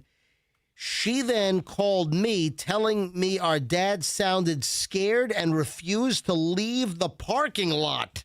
So dad's out and about in a parking lot, gets a freaking phone call that says Lake Wales Police Department. They tell him to freeze and stay right there, and that the FBI is going to be calling him. I got him to come home, is what Lisa writes. This FBI person called on his way home. He told the guy that I needed the car, so that's why he left. The caller then told him to call after I left. Had my dad I had my dad put the call on speakerphone. The caller said that there were 5 different bank accounts opened in my dad's name, that they were using bank accounts to buy chemicals for fentanyl. Oh, my God. Oh, he's hitting all the hot buttons with old people. Oh, yeah. My dad heard this and totally panicked. Panic took over. I'm whispering to him, Dad, it's a scam. It's a scam. This guy sounded so convincing. He then read my dad's social security number, then asked him for his date of birth. I grabbed the phone, told him that he could deal with me. Of course, he hung up. I'm writing this because my dad, 79 years old, believed it because the original call came up as Lake Wales Police Department. Plus, he did an area code search for the FBI caller. That came up for Washington, D.C. Wow. I don't think you have had one of the fake numbers or spoofing. Hold on. I don't think you have had one with the fake numbers or spoofing. All right, that's what she wrote. Yeah, I don't think we've had scams with the fake numbers or the spoofing. That's what she's saying, right? No, right. Well, we have. We've talked. We've talked about that. Right. We have. The look of pure panic on my dad's face was heartbreaking. He said if it wasn't for the caller ID, he would have hung up immediately. But because of the caller ID, he truly believed it. All I can think about is how many elderly people will fall for this trap because of the spoofing. Sorry so long. This is just the quick version. LOL. Love the show. Thank you, Lisa. So Dad panicked. Dad was like frozen he's out for errands, doing whatever, and he's sitting in a parking lot, gets this call. Oh, my God, the Lake Wales Police Department's calling me. And it's not. They're scammers using spoofing technology to make your caller ID say what they want it to say. Wow. That's crazy. That is nuts. So, folks. It's a very elaborate ruse. And then what they want you to do is they want you to pay them money. In some cases, they want you to go to the bank, get cash, and somebody will meet you and then grab the cash and then gone. Or the scam is, okay, what credit card do you currently have on you? What's your social security number? What's your date of birth? And then they'll just withdraw the funds. Right. Less and less people meeting you type things. Listen, there are multiple ways that they're trying to separate you from your money, and these are total, complete scams. Yeah, it's terrible. Lisa, that's a whacked out one right there. And Dad's like shaking in his boots, almost 80 years old, in some parking lot in Lake Wales. I'm in a parking lot. I can't leave. I got a call from the Lake Wales police, and of course, total scam. The FBI will be calling me shortly. That's terrible. What time is it? 7:48? Oh, yeah, I think it's time. I've been looking forward to this moment. When I first saw this Dear Flabby email, I'm like, oop, that's the next one. I started laughing out loud. All right, let's go. Why? Dear Flabby, is he rude or nice?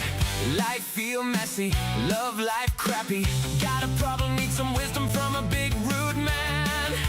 Write to Dear Flabby at mjmorningshow.com.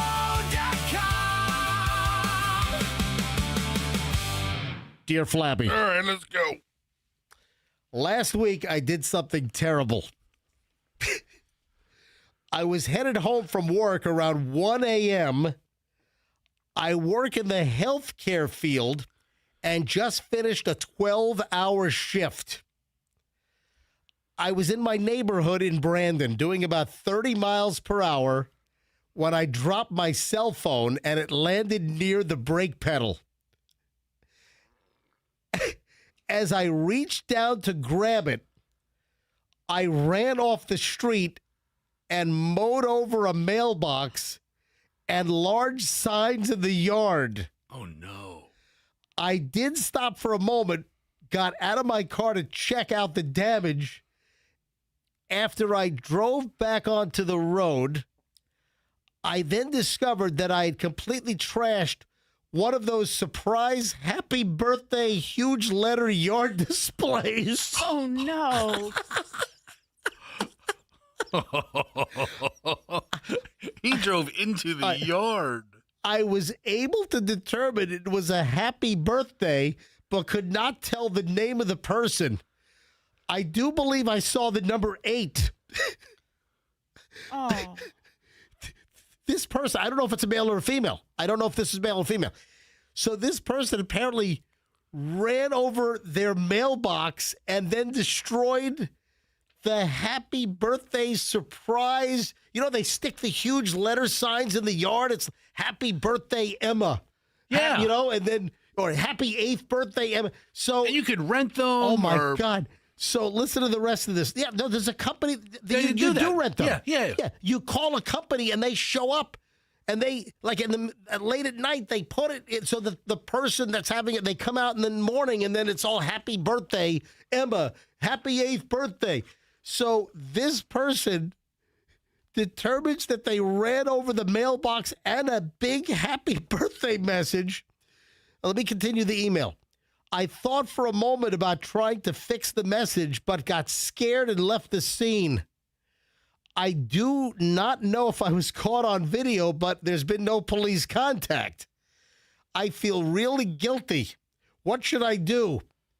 Did the family come out in the morning with their child to see the birthday message mangled? I mean, probably. Yeah. Yes. That's exactly what happened. Yes. I love the show, and I was hesitant in sharing the situation. Please don't reveal my email address on the air. And it's signed, not yet busted in Brandon. Oh, my God. I wonder if there's anyone listening that came out hoping to see the surprise that they had set up and paid for, one of these, big yard message companies. And they come out in the morning and the whole thing is mowed over. Oh, man. Letters strewn all over the place. And they saw the number 8. So they're thinking It could be 8, 18. yeah, maybe 88. Maybe there was a 1 or who knows? A 1 and an 8. The 18th birthday's a big birthday. Hey, maybe it was Dad. Maybe Dad was 38 or 48. I don't know. Happy 38th birthday, Dad. I don't know. Anyway, can you imagine? Oh, that's awful. Man, I'm sorry. I started laughing. Because we've all dropped the cell phone. It's just wait, and you try to get your foot to kick it back toward you so you can reach down safely. The right thing. Just wait and stop the car safely and get your cell phone. Okay, that's the right thing to do to retrieve your phone. They veered off the road. Okay. It sounds like they're in the neighborhood because it's a residential yard, but veered off and mowed over them. It doesn't say any damage. I'm sure their car has some damage. Now You hit a mailbox. This happened in their neighborhood. This is in Brandon. So I don't know the neighborhood. No, but no. I don't need the name of the neighborhood, but the point is they live in the same 2 or 3 block vicinity. I don't know. What did they say? Did they say I I would was say that? It said I have no idea. Last week I did something terrible. I was headed home from work around 1 a.m. I work in the healthcare field. Just finished a 12-hour shift. I was in my neighborhood. in my neighborhood? But it could be. It could be a big neighborhood. I get that, but they live in the same neighborhood. Before, dear Flabby, before you dispense your advice, dear Flabby, is there anyone in Brandon that paid for one of those big yard displays for happy birthday and it got mowed over? Oh, we don't want to talk to that person. All right, anyone listening that had their mailbox destroyed and the happy birthday message mowed over, if this is you, or if it happened to a neighbor, You don't want this, MJ. you got to call us. You don't want this fight. Oh, yes, we do. You don't want to be Yes, stuck in the I do. middle. Yeah. You don't want somebody Yeah. hating the fact that you know who did this to them. Oh. Yeah. Yeah. I mean, you're going to be the only degree of separation from them getting justice. Because they're going to demand the email address. They're going to pester you. They're going to say terrible things about you. I could covering for a criminal. I could broker a deal to have their mailbox replaced. And keep this person anonymous. I mean, this person You know what? trusted us I'm- with a dear Flabby. I'm willing to take this risk. I would like to hear from the person that had their mailbox ran over and their happy birthday message obliterated. All right, 800-990-1047. By any chance, are you listening? Or do you live in the neighborhood and you saw the damage? This happened last week, apparently. 800-990-1047. All right, Fester. Do not besmirch. You do you. You know what?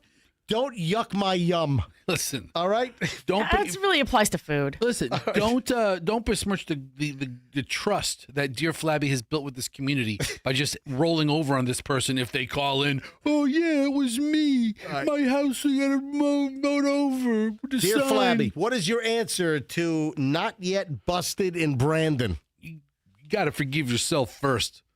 You never go back to that house. Well, they never acknowledge it. They drive by it. You never slow down. You never ask what happened. You never go by with an apology note. You never go by with cookies. You never try to make it right. It's over. If you were on camera, they would have found you by now. Yeah, by now. And I'll tell you right now, those Ring cameras that everybody thinks so great, at night, they're not that great. You know, what, a white car plowed over it? Guess what? Half the cars are white. The other half are silver. The other third are black. I mean, come on. It's not that you're fine. Let it go. Never go back. Put it in that little box that you have deep down in your soul where you put things that you never want to resurrect again. Never bring it up. Never tell anybody. Ever, ever. Verdict rendered. That's it. You never tell anybody. You can wait. There's no way this works out for you. Yeah. I mean, you ruined a kid's birthday. Yep. I'm sorry. You traumatized an 8-year-old. Oh, there's probably yard damage. Yeah. It's probably the lawn's probably ripped up as well from the tire track. I mean, you know those people that put those big pricky signs in their yard, you know, like "Happy Birthday, Emma." I mean, those people, they have something wrong with them in the first place. I mean, I'm all for, having a birthday for your kid, but a big We've got numerous people in the neighborhood, in my neighborhood, that do this. Yeah, mostly douches. There's one house down the street from us all the time, probably. It seems like every month. It seems like they're having a birthday a week in that house. Yeah. I don't know how many people live in that house, but it seems like those freaking happy birthday yard signs are in that yard every freaking week. It's like, my God, what's going on in that place? That family must own the local franchise because he gets a hell of a deal on it, or he has his own set. Oh, honey, we need. or he's got 52 kids all jammed up in there. Listen, man, you ruined a kid's birthday. You traumatized a kid. The parents are beside themselves with anger and frustration at you. Terrible. You mowed over their mailbox. Yeah. Is that a federal offense? No, I don't think it's a federal offense. You can't tamper with mailboxes. Dude, do not admit or acknowledge anything. They would have found you by now if they could have. There you go.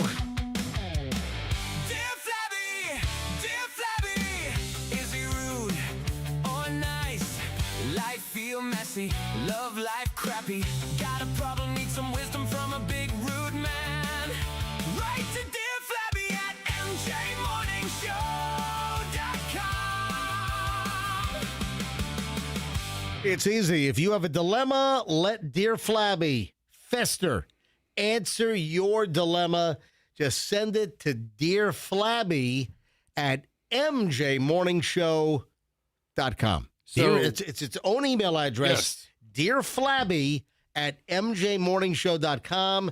If you have any dilemma, let Fester, Dear Flabby, solve it. So we do these Dear Flabbies, Michelle, 7:45 in the morning? Yes. Well, the kids during the school year always get dropped off at 7:30. Oh, yeah. So my son Hudson never heard a Dear Flabby up until last week. Aw. Well, what's the matter with you? Play him the podcast. Play it on MJTV. Busy. He didn't even know it existed, probably. Yeah, he didn't even know. Right. So now the song is making this resurgence in my house. He wants a copy of the song. He wants to know why Mr. MJ can't put the song on YouTube just for people to download and listen to. And let me tell you, when that song gets in your head, it's there all day. Dude, I've been saying that about myself for a while. People are just catching on now. But yeah, send any of your Dear Flabby queries to dearflabby at mjmorningshow.com, and I will do my damnedest to belittle you. Michelle, what the hell is this? What? South Korea has fake online stores so people can go online, order products, but it's fake, so you don't really spend the money and get the products? That's what it sounds like. It's just to appease your shopping addiction? But Dude, that's brilliant. hold on, Right? wait. How do you get satisfied then if it never arrives? Because sometimes I think the theory is it's just the actual spend. The remorse of actually having this stuff, the buyer's remorse is high on a lot of things. How many things get returned? Right. Here you can buy it, you can click, you can acknowledge that you like it, and you never really need to see it. Michelle sent me a link to a story that there is a fake website and app where people can go on and fake shop if they have like a compulsion or an addiction to shopping. How many things are in your Amazon cart right now? Mine's 0. I mean, I am 0. Okay, you have 0. Of course you have 0. How many are in your cart? Okay, I have 6. But What are they? I want to know what is. I'm not going to tell you what's in my Amazon cart. No, I want to know what's in your cart right now. I have a couple of minor league baseball team ball caps. I'm thinking about buying a couple of new ones.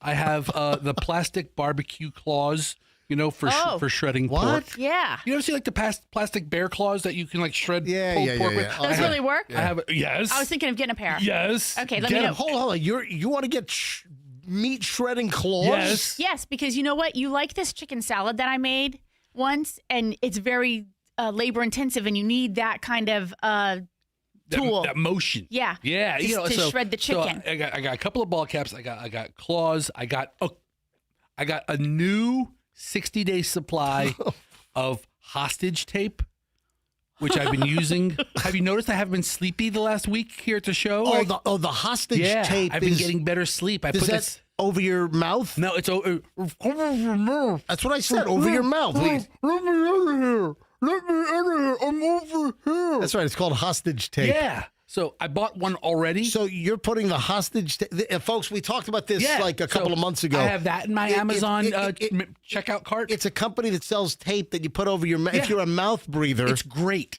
You put the tape over your mouth so it forces you to breathe through your nose. And then half the time it's ripped off by morning because I must do something in the middle of the night. I have to record myself at night. So but I'll only snore for 2 hours. But I've gotten another 3 or 4 hours of really good sleep.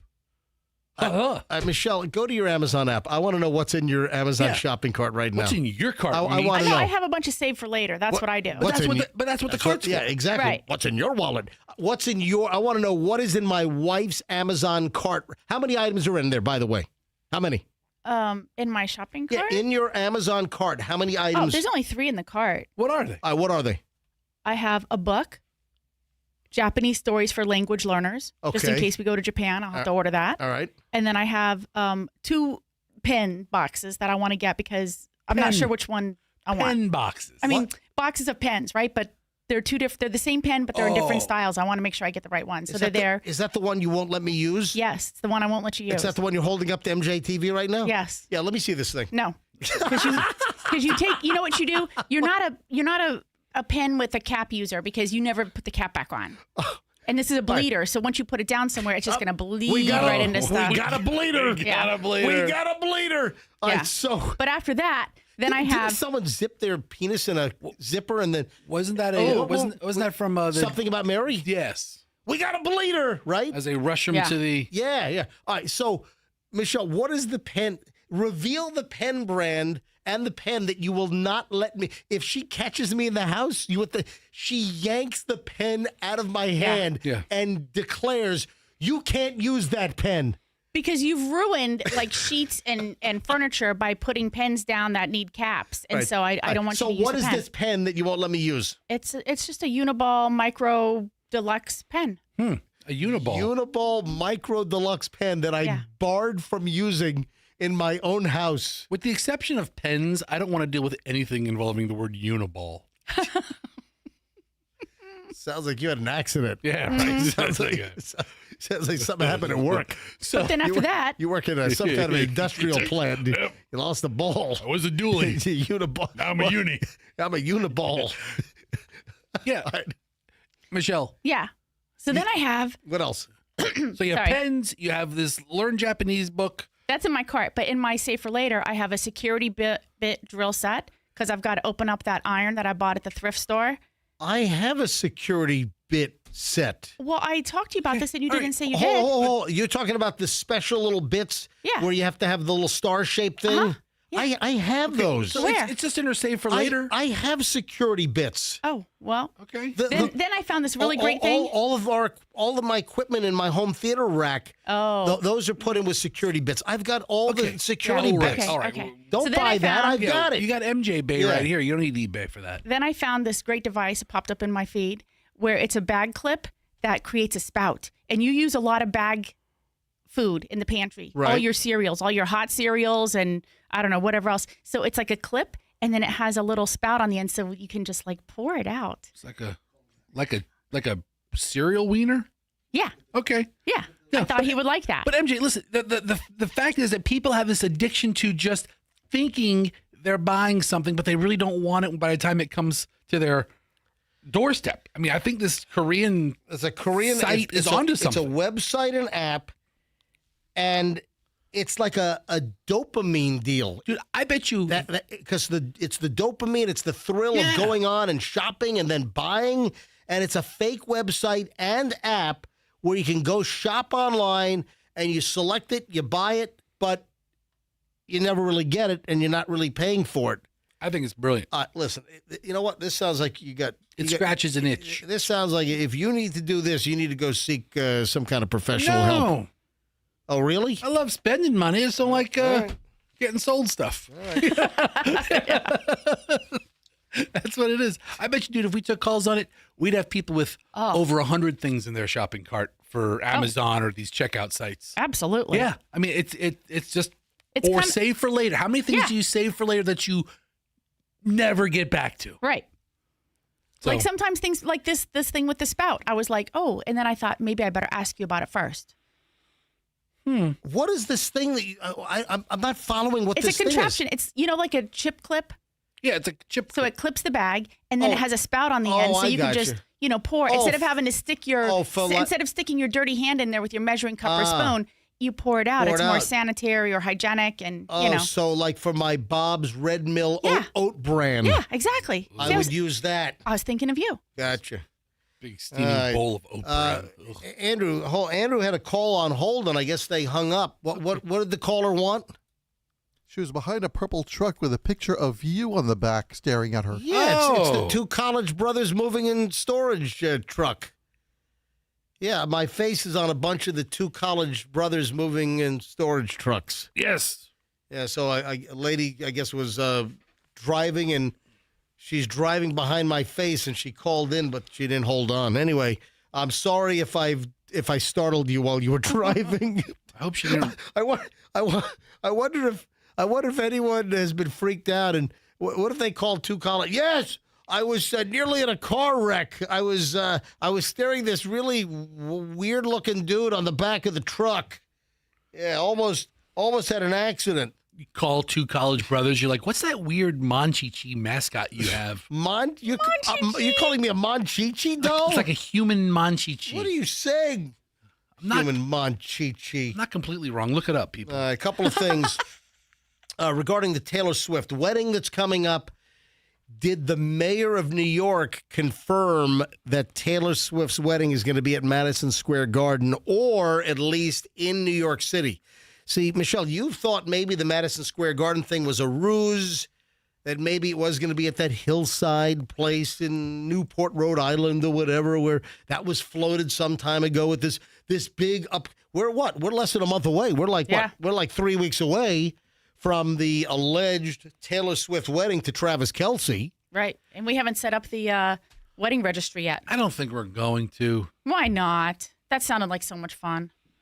Oh my God, MJ does look like the gray Monchichi. Will you stop it? Oh my God, look at it. It's so Don't. close. Knock it off. All right, so Taylor Swift, Travis Kelce wedding, the mayor of New York said something about all of the security things that they're working on, and he made a comment about the NYPD and all of the security protocols that are in effect right now.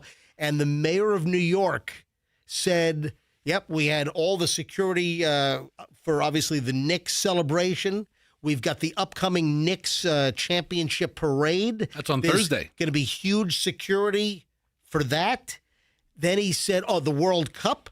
They've got heavy-duty security going on right now for World Cup. And then he said the Taylor Swift wedding.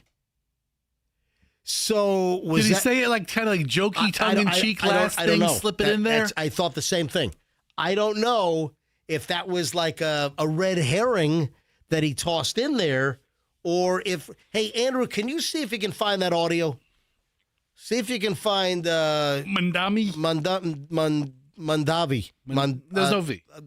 I know. It's a wine. Mandavi. Yeah. Oh. Robert Mandavi. Yeah, You said his name like a wine. some people call him Mandummy. Is it? All right, so, Andrew, see if you can find what he said so we can kind of listen to the context or the delivery to see if it sounds like he was speaking the truth or if he was just kind of, joshing it up good. And then we can call it Mandavi like the wine. We knock it off. All right. While Andrew's looking for that, there's also a report from TMZ about the so-called ironclad non-disclosure agreement that the guests have to sign. You know what? My policy is if I've got to sign an NDA to go to a freaking wedding, I'm not going to the wedding. Yeah, they don't want you to go, though. Yeah. You haven't been invited. I'm not. You know what? Taylor Swift, I'm not coming to your freaking wedding. I think she's thrilled with that. I don't need it. So TMZ is reporting that Taylor Swift's not taking any chances. Are they going to have like a mountain of shrimp? Like that big shrimp table? You just help yourself. No, that's a good question. What's the food going to be like? I mean, is it going to be like, lobster tails and like the most expensive caviar? What's the food going to be like at Taylor Swift's wedding? So TMZ says they're not taking any chances when it comes to keeping details under wraps. TMZ has learned that guests are required to sign a strict non-disclosure agreement before receiving information about the highly anticipated event. Sources with direct knowledge tell TMZ family and friends who received the coveted invitations were also sent an ironclad NDA. As TMZ first reported, Taylor called up guests last month to personally invite them to the wedding, which is expected to take place July 3rd at Madison Square Garden in New York City. And, of course, remember the story we had a month ago that, and this was kind of a little bit of a little rift because Taylor Swift apparently called some guests personally and other guests got calls from, like, the help, got calls from, like, Taylor Swift assistants. So, some people are like, I wasn't good enough to get, you know what? If I were invited, not only would I not sign the non-disclosure agreement, but if Taylor didn't call me personally to invite me, that's it. I'm not going. Yeah. I get some lowly assistant inviting me to Taylor Swift's wedding, and I didn't get the personal Taylor call. Screw you, Taylor Swift. Yeah, I'm not coming to your wedding. Anyway. You're not making a case for yourself to be invited. Also, it's expected that the guest list is going to be 11 to 1,200 people. This is the mayor talking. About the security issue? Yeah, you want to hear him? Yeah, go ahead. Roll it. Let's hear it. Listen. You've mentioned we are the biggest city in the country. We are used to big events, and we are incredibly excited for this one. We know it coincides with the Knicks finals run. We know it coincides with July 4th, America 250, Taylor Swift's wedding, all happening at the same time, and we are so excited to welcome the world here. No, you know what? It sounds like, that doesn't sound like that was a joke. Yeah, it sounds like it's on the board. Yeah, That's something they're preparing for. That's it. It's on the board. Yeah, it's on the board. Well, here's the thing. If they are utilizing the services of the NYPD, those guys have to know what they're doing, their schedule and everything. Are they going to be bound by some NDA that it's not going to leak out that, hey, I'm on the Taylor Swift duty on July 3rd maybe that's or 4th? part of the deal. We want to listen. This is the deal. We have this opportunity for you officers to work. You got to keep your mouth shut. You got to sign this agreement. That's a lot of people to have under an NDA. I wonder if they're going to have like the NYPD counterterrorism guys with like the M4, rifles, outside of Madison Square Garden. Probably. For Taylor Swift's wedding.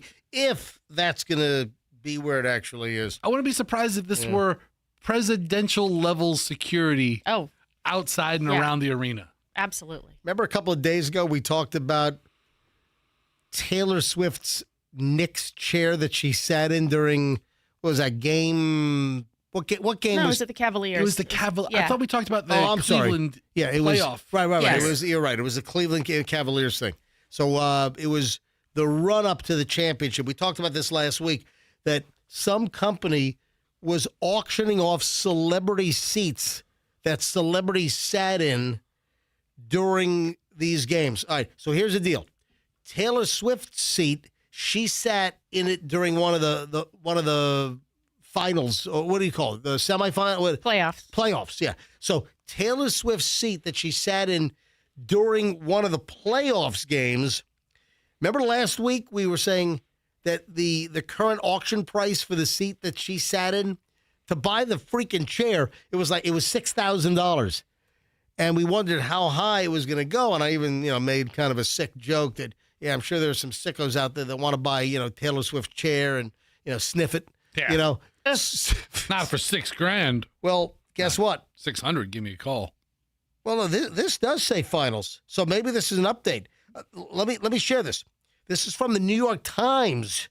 The Cleveland Cavaliers and memorabilia company. Oh, yes, it is. It's the Eastern Conference Finals. Yeah, okay. The Realist. That's right. I remember the name from last week. The Realist auctioned off the courtside chairs from the Eastern Conference Finals, games 3 and 4, the New York Knicks at Rocket Arena, that Taylor Swift, Travis Kelce, Timothy Chalamet, Kylie Jenner, Ben Stiller, and Machine Gun Kelly sat in.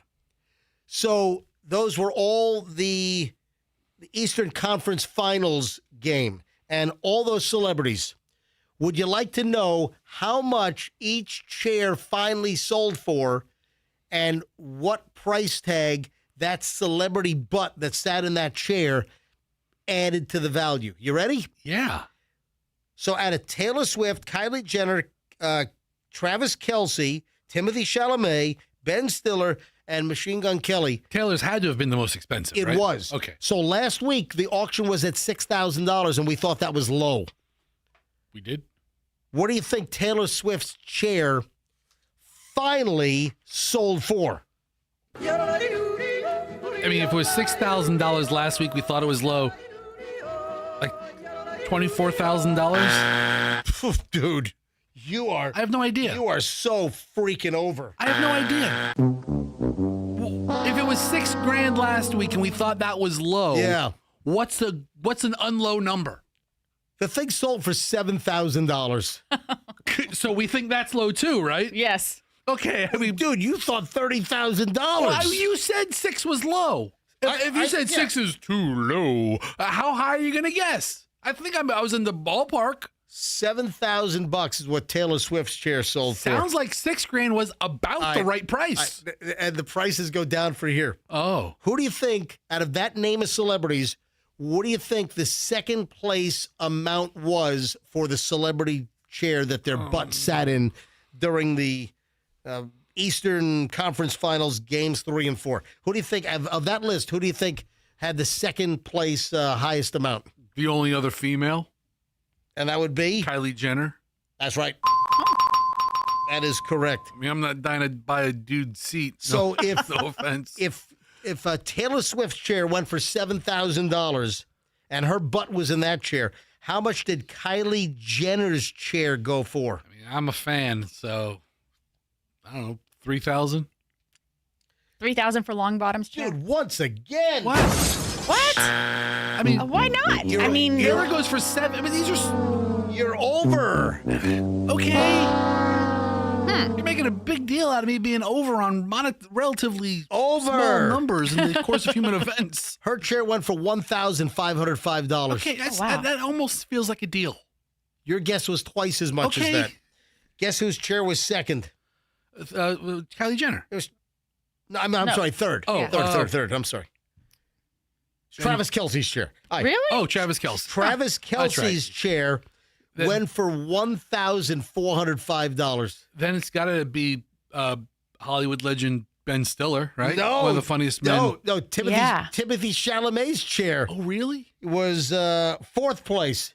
Timothy Chalamet's chair that he sat in during Game 4 went for $1,202. This is getting stupid. Ben Stiller's chair went for $732. Like, why? $732. That's it. Who's buying a chair for $700 to keep it in the corner? I'm the biggest Ben Stiller fan on the planet. I love him. I just want to sniff the chair. I want to sit in the chair. Who's the other I guy? want to kiss the chair. Machine Gun Kelly, right? And then, Machine Gun Kelly, music artist. Machine Gun Kelly. Was like $18? $635. Okay. For Machine Gun Kelly's chair. You got to really be a fan, I think. I mean, ugh. Yeah. To buy Machine Gun Kelly's chair, how long are you going to talk about that?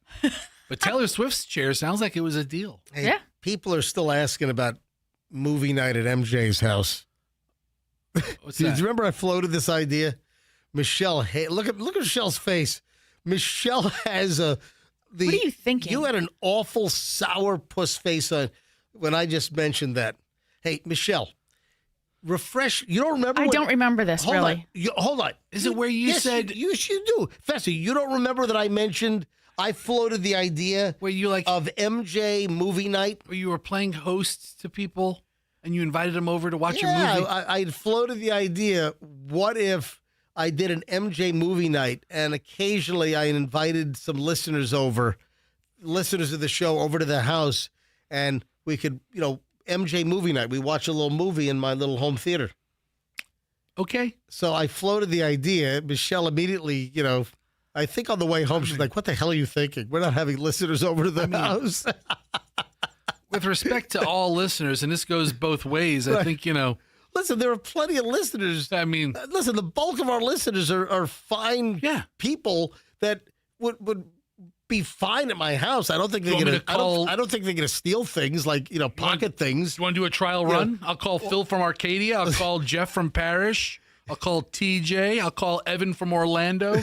I will have all the guys over. A little poker playing before. We'll call Marilyn. You didn't mention Paulie Walnuts. We'll call Marilyn. We'll call Racy Stacy. I'll get the whole crew together. I'll get the whole goon squad together. Michelle, you don't like the potential of it. So I floated this idea, and I've had several people ask me, email me at mj@mjmorningshow.com.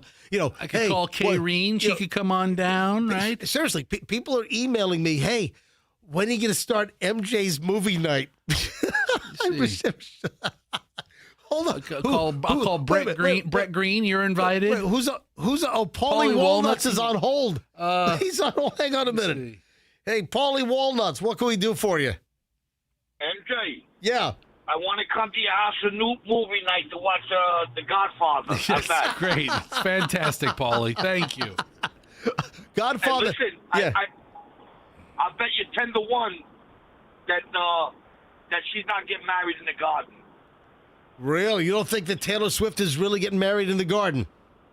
I think she's going to get married at the Helmsley Palace. Really? All right. They got big security there. All right. They hold a lot of big weddings get held there. That's a good guy. That's a good. So Madison Square Garden is a alternate place, like a decoy ruse, is what you're saying. Well, I got to tell you, back in the day, John Gotti Jr. got married there, and security there was real tough. She actually was in love with John Gotti, the father, Helmsley, and she literally threw the FBI out of the building. Really? Yes, ma'am. Wow. Yes, sir. All right, so Paulie Walnuts, if I have you over to the house, Paulie Walnuts, for MJ movie night, would you want to watch Godfather 1 or Godfather 2? Godfather 1. Yeah. There's only one Godfather. That was a Godfather 2. I think for me, Godfather 2 might have even been better than Godfather 1. And Godfather 1 is one of the best movies ever made. The best. Hey, what if we do a double feature? What if we have you over to the place for like 5 hours? Yeah, I got things to do, MJ. You can't have that much time. Yeah, all right. Thank you, Paul. Paulie Walnuts, have a good day, buddy. Thank you, buddy. All right, bud. All right. Oh, wait a minute. Another regular, Evan from Orlando. Yeah, he was on my list of people I would invite to your house. I heard you mention that. Yeah, I'll put the whole squad together. Yes, Evan. Hey, good morning to all of you three I was just curious. I had two questions. Are you serious about having a trial run with this? I mean, Evan, I don't think he's serious. However, I can tell you, I think you've made the short list of potential trial run candidates. Oh, Well, the reason I ask is I've never had the pleasure and privilege of meeting any of you because, number one, I live in Orlando. Number two, when you have meet and greets, like at Small Batch, Creamery, I can't get over there in time, and I have some really nice, and I'm not joking around, I have some really nice gifts for all 4 of you, including Andrew. Oh, yes. But I didn't want to mail them. So you're just looking at him at your house? Dude, take the day off from work or something. Evan, send me a text message, Evan. We can work something out in the near future. I promise. Yeah, Festival will send a courier. Yeah, TJ. I mentioned TJ. TJ's on the list. No, but I'd like to meet y'all. Yeah, listen, send me a text, Evan. We can work something out. I'll tell you what, if y'all have a trial run for movie night, I'll bring some first class snacks. Yeah, that's a good question, Hold MJ. on, hold on. What would you bring? That's right. That's a good question. What did you say? You'll bring from first class what? Snacks. Snacks. Oh, I thought he said crack. I'm like, what? I thought he'd be like, what? Dude. No. I thought he said crack. If Evan would have first class crack, we'd be friends already. Oh, man. Yeah, and I'd be in the pokey. Yeah.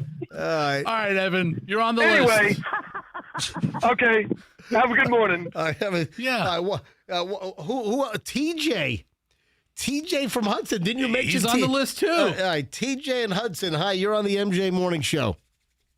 Hey, man, I'll bring the nachos. Yeah. See, now we got a party.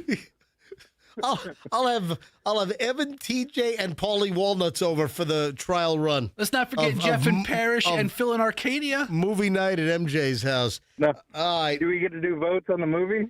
I think you just come. I don't think it's a democracy. I think it's MJ's pick. TJ, what movie would you want to see? What would your pick be? Oh. How big was the theater you said you had? It's not that big. Michelle, what are we at? We can see. I'd say Hostel. Hostel? Yeah, no. Yeah. Oh, that's great. I invite strangers to my house. They want to watch Hostel. That's great. All right. Have a good one, TJ. Hostel. Andrew, you said something in my ear. What did you say? For the movie Fast Times at Ridgemont High. Michelle had never seen Fast Times at Ridgemont High. And 3 months ago? Yes. 3 months ago, I said, you know what? We're going to watch Fast Times at Ridgemont High. And Michelle hated the movie. How do you hate Fast Times at Ridgemont High? It just didn't appeal to me. The storyline was a little kidding flat. me? Yeah. We grew up during that era. That was our. Did I? That was our school. The nostalgia of it's better than the movie Come itself. on, Michelle. I like Breakfast Club better. That's more my speed. Breakfast Club was great as well. Right. That's my. If Phoebe Cates would have come out of a pool in Breakfast Club with no top on, then that would be great. Look, she is hot. Yeah. I mean, All right. honestly. All right. So who recently? There's a little. Are we quiz. done with your? I'm done. Yeah, I'm moving on. all right, moving on. 'cause now I got people texting me. I got a whole list of people That want to come to my house Yeah. for movie night. All right, listen. Who recently, celebrity-wise, trademarked their voice over concerns for artificial intelligence copying their voice? Who recently did it? What big name recently? We did the story on the show. This is like news and review. Wasn't it? I mean, not to talk too much about this person, but wasn't it Taylor Swift? Did you say Taylor Swift? That'd be my guess. My first guess. Taylor Swift is correct. That is Okay. right. All right, now. Okay. Another celebrity. This was breaking news yesterday. Another celebrity has also followed suit and is trademarking their voice as well. Do you know who the latest celebrity now is to trademark their voice? Yes. Is it Kermit the Frog? It's not because I've seen a bunch of videos online. It's Kermit the Frog. Of people. Hey, hi-ho, it's Kermit the Frog. MJ. Who does the better Kermit the Frog? Is it me, MJ? Hello, Heidi Ho. It's me, Kermit the Frog. Now, listen, I've seen a bunch of videos lately online. It's not easy being green. People pretending to be me saying Rainbow inappropriate jokes. Connection. Someday we'll find it. The A rainbow connection. The lovers, the dreamers, and me. All right, do you know who it is? Not now, Miss Piggy. It's not. It's not Kermit the Frog. I'm gonna get you drunk tonight and take you to Pound Town tonight, Miss Piggy. Oh yeah. Stop. Fozzie's gonna cuck it up in the corner. Waka waka. Who's Fozzie Bear? Fozzie Bear's gonna be a cuck in the corner? Yeah, I do a Fozzie Bear impression too. Do that one. Waka waka. Stop it. All right. Seriously, it's a singer. Which celebrity singer is now the next one to file a trademark for their voice? I would like to point out that Rainbow Connection was a song. It was. Stop. Okay, all right. Stop. Do you know? You didn't see the story, did you? I have no idea. Michelle, do you know who it is? I do. Is it like Hello? Shut up, Bruce Springsteen? Lionel Richie? Yeah. It's Hello? Hey, is that short enough that we're not going to be kicked off of the streaming platforms for playing? Hello? Hello? Are we gonna test it? We'll find out. Yeah, let's test it. Yeah, I love Lionel Richie. I love Lionel. Yeah. That's good. Hello? So Lionel Richie, here's the latest. Motown legend Lionel Richie has applied to trademark the sound of his voice to protect it from AI clones. All right, whatever, Lionel. Good job. Yeah, he made 4 applications here in the United States covering audio of him saying phrases from his best-known songs, including, they actually used this as an example in the trademark filing. Hello? They actually used hello. What other catchphrases does Lionel Richie have? Say you, say me. Say it together. Honestly. Is it honestly? Naturally? Naturally. Naturally. Sorry, honestly, naturally, whatever. That's Miss Piggy and I's song. Guess what else? Dancing on the ceiling? Nope, this is easy. Brick house? Nope, this is easy. I said it's easy! Easy like Sunday morning? Yes. It is. That's I said it's easy. I was trying to pick up what you're putting down. It's easy like Sunday morning. Oh, there's one more. What? I don't know. What are you... What is that? That's a terrible clue so far. It's the instrumental. Da, da, da. Da, da, da. You don't know what da, da, da is in regard to Lionel Richie? I have a joke as to what it is, but I'll be canceled. Oh, man. We stop it, man. Come on. Da, da, da. All night long. Yes. All night long. All that night was long. all night. Oh. All night long. All night long. That's it. Yes. Sounded like something completely different. I'm sorry. Those are the 4 examples that Lionel Richie has filed to trademark his voice. So listen, I run the AI disclaimer at the end of our show. And listen, if you stay for the end of a movie, Michelle, when did they start adding the AI disclaimer on movies, on recent movies? I think that was last summer. So it might have been last summer that the movie company, if you stay for the credits, look at the copyright at the very end, and you'll see something similar to this. The MJ Morning Show is protected under the laws of the United States and other countries. Unauthorized duplication, distribution, or exhibition may result in civil liability and criminal prosecution. All rights in this work are reserved for purposes of laws in all jurisdictions pertaining to data mining or AI training, including but not limited to Article 3 of Directive EU 2019-790. This work may not be used to train AI. This work may not be used to train AI, meaning that you can't take the MJ Morning Show and put our shows into a computer and let AI study the show and try to put together a show that sounds like this. You know, and they're playing around. The radio companies, there are companies out there that are trying to design AI DJs. Now, you might be able to do that with like a midday person or an afternoon person that's doing little 10-second talk-ups. Hey, it's hot out there today. Hey, here's the Bengals and Manic Monday. You could get AI to do that, but you can't get AI to do this type of show and take phone calls and interact with that's impossible. Yes, you are correct, MJ. Ha, ha, ha, ha, ha. You can't do this type of program with AI. I'm sure they'll try, but listen, as far as this show goes, we are AI proof. Now, I'm not saying that we're not layoff proof. We're not save money and fire the MJ Morning Show proof. They could, put in somebody playing 10 songs an hour here on this radio station. And then have the AI voice be that guy. Exactly. It will be sunny in Tampa. Ha, ha, ha, ha.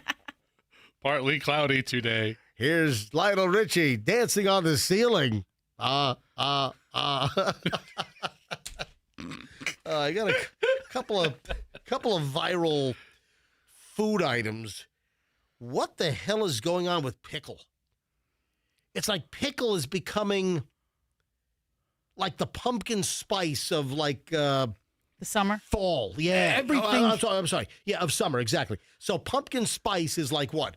Fall and Halloween. Yes. And everything is, you got the pumpkin spice donuts, you got the pumpkin spice latte, you got the pumpkin spice suppositories. I mean, you got everything's pumpkin spice. Everything. Come September, everything pumpkin spice this, pumpkin spice that. Are you saying everything is pickle every year? Pumpkin spice toilet paper. But you could set your clock to pumpkin spice. Absolutely. But are you saying this year it's pickle or every year it's pickle? I'm just saying it's starting now. So I think it'll run its course. All kinds of pickle crap.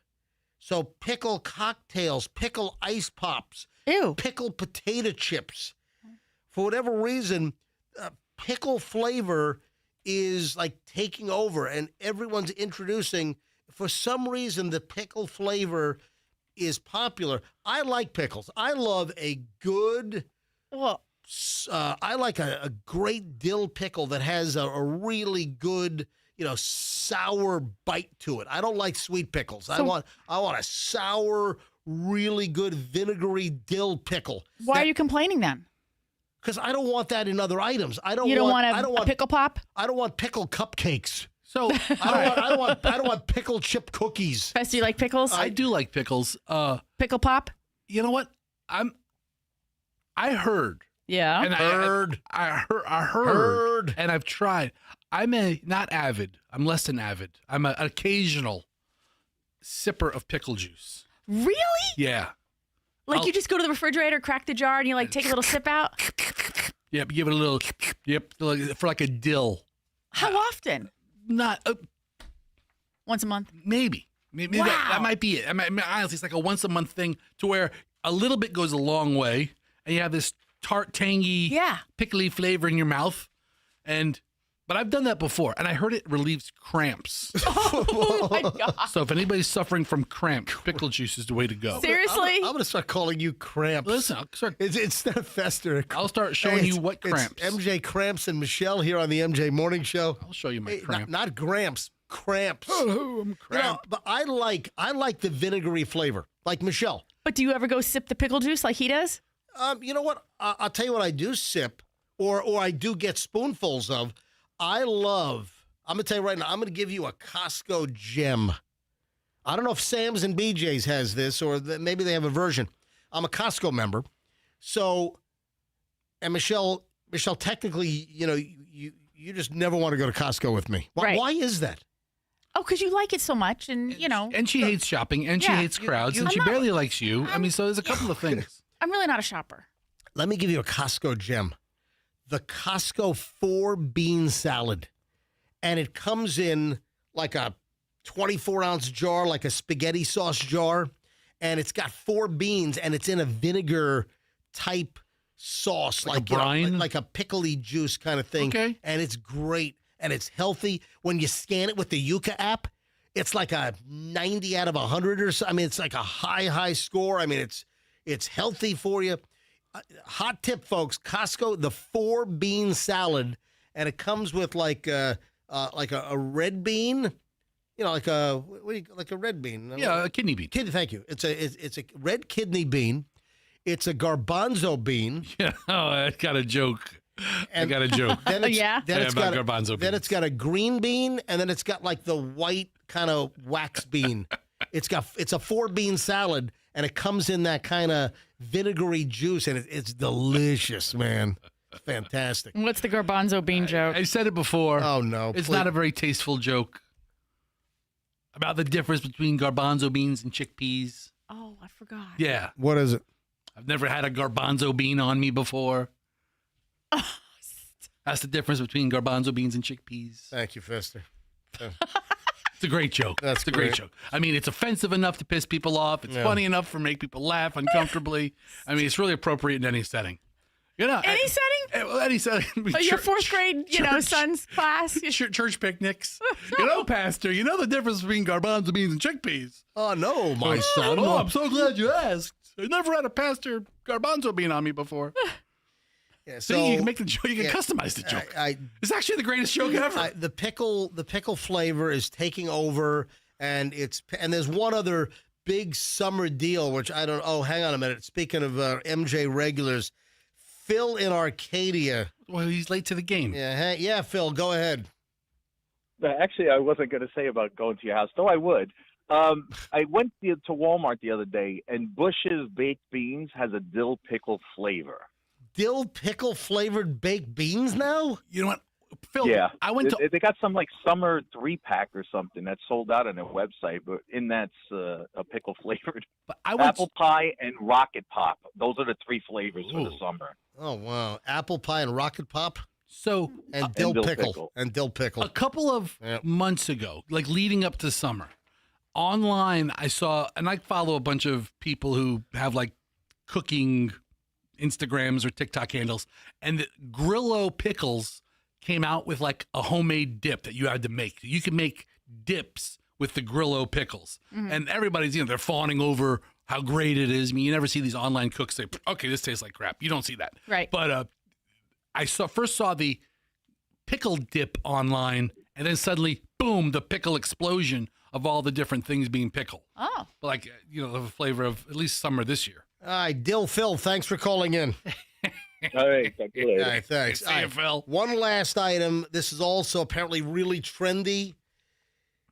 Kool-Aid pickles. I'm sorry. That's a deal. No, it's Kool-Aid pineapples. Kool-Aid pineapples. Yeah. Yeah. Kool-Aid. You know about this? I've seen them online. How do you know about this? I've seen them online. This is a viral thing. So we have the pickles are big this summer, and Kool-Aid pineapples are the latest. They're calling it a neon snack. So what the hell? People are what? They're taking red Kool-Aid, and they're dumping the pineapple chunks in, and they're dyeing the pineapple like red Kool-Aid red. That looks like fun. So looks like they'll stain the hell out of everything. Well, it's just Kool-Aid. Yeah, it's just Kool-Aid. You either buy or you can cut your own if you're, weird. Right. But you buy the canned pineapple rings or the pre-cut spears of pineapple, and then you replace the pineapple juice with Kool-Aid. Oh, and then you let it marinate for like a day, and then it infuses the color onto the pineapple, and they look fun and I want to good. ferment it. I want to put it in the back seat of my car and let it sit in 149 degrees. Listen, put a couple things in there. You probably come up with a nice little pineapple wine. Let it sit in my backseat of my car for all of July. Yeah, Kool-Aid pineapple. Yes, so that's also the latest summer deal is people with the Kool-Aid pineapples for some reason. What do you think of the pizza tour yesterday, Fester? So we mentioned that we were going to discuss this, and here we go. Fester kind of invited himself. Let me tell you right. Fester essentially has ridiculed my pizza exploits, my obsession with pizza. The fact that I could eat pizza for every meal, breakfast, lunch, and dinner. I have been to, Michelle, how many pizza places do you think I've been to in my life? What would 1,000. You'd say 1,000? Easily. I think it's probably over that.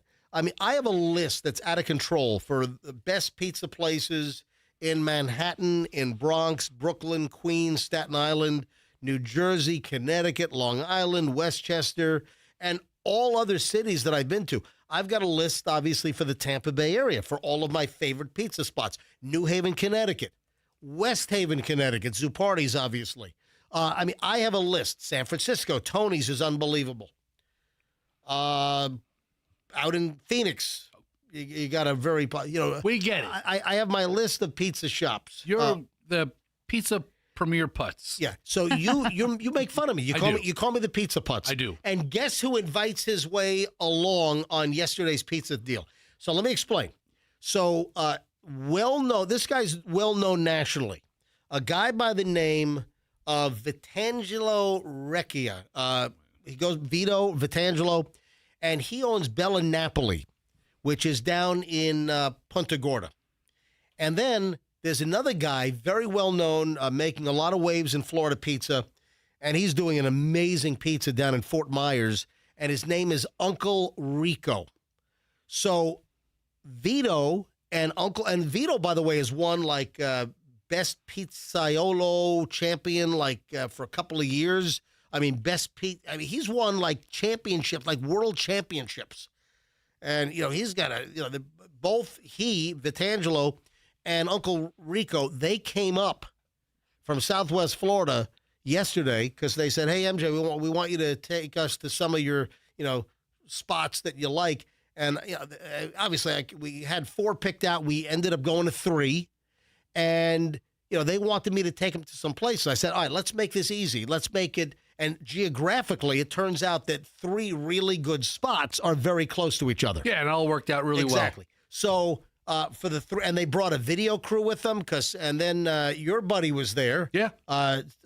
Terrell. Yeah, Terrell with West Shore Pizza. And Terrell, he does something called Pizza King Podcast. Right, which is like one of the biggest podcasts in the pizza industry. Right. And then we have Uncle Rico, and then we have Vito. They do tons of social media, and they brought a video crew with them. So they're doing video.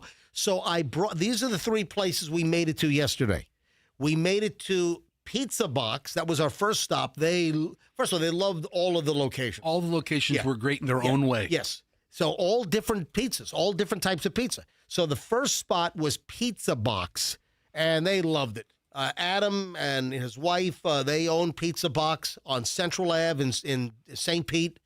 Pizza Box, fantastic. They loved it. That was our first stop. Yes. Second stop, rolled right up Central Avenue to the Hawthorne Bottle Shop, where Josh has Cipolla Rosa pizza. And Cipolla Rosa, they started out like with wood-fired. He's now morphed to more of a New York style, but it's really his own style. And they loved his dough.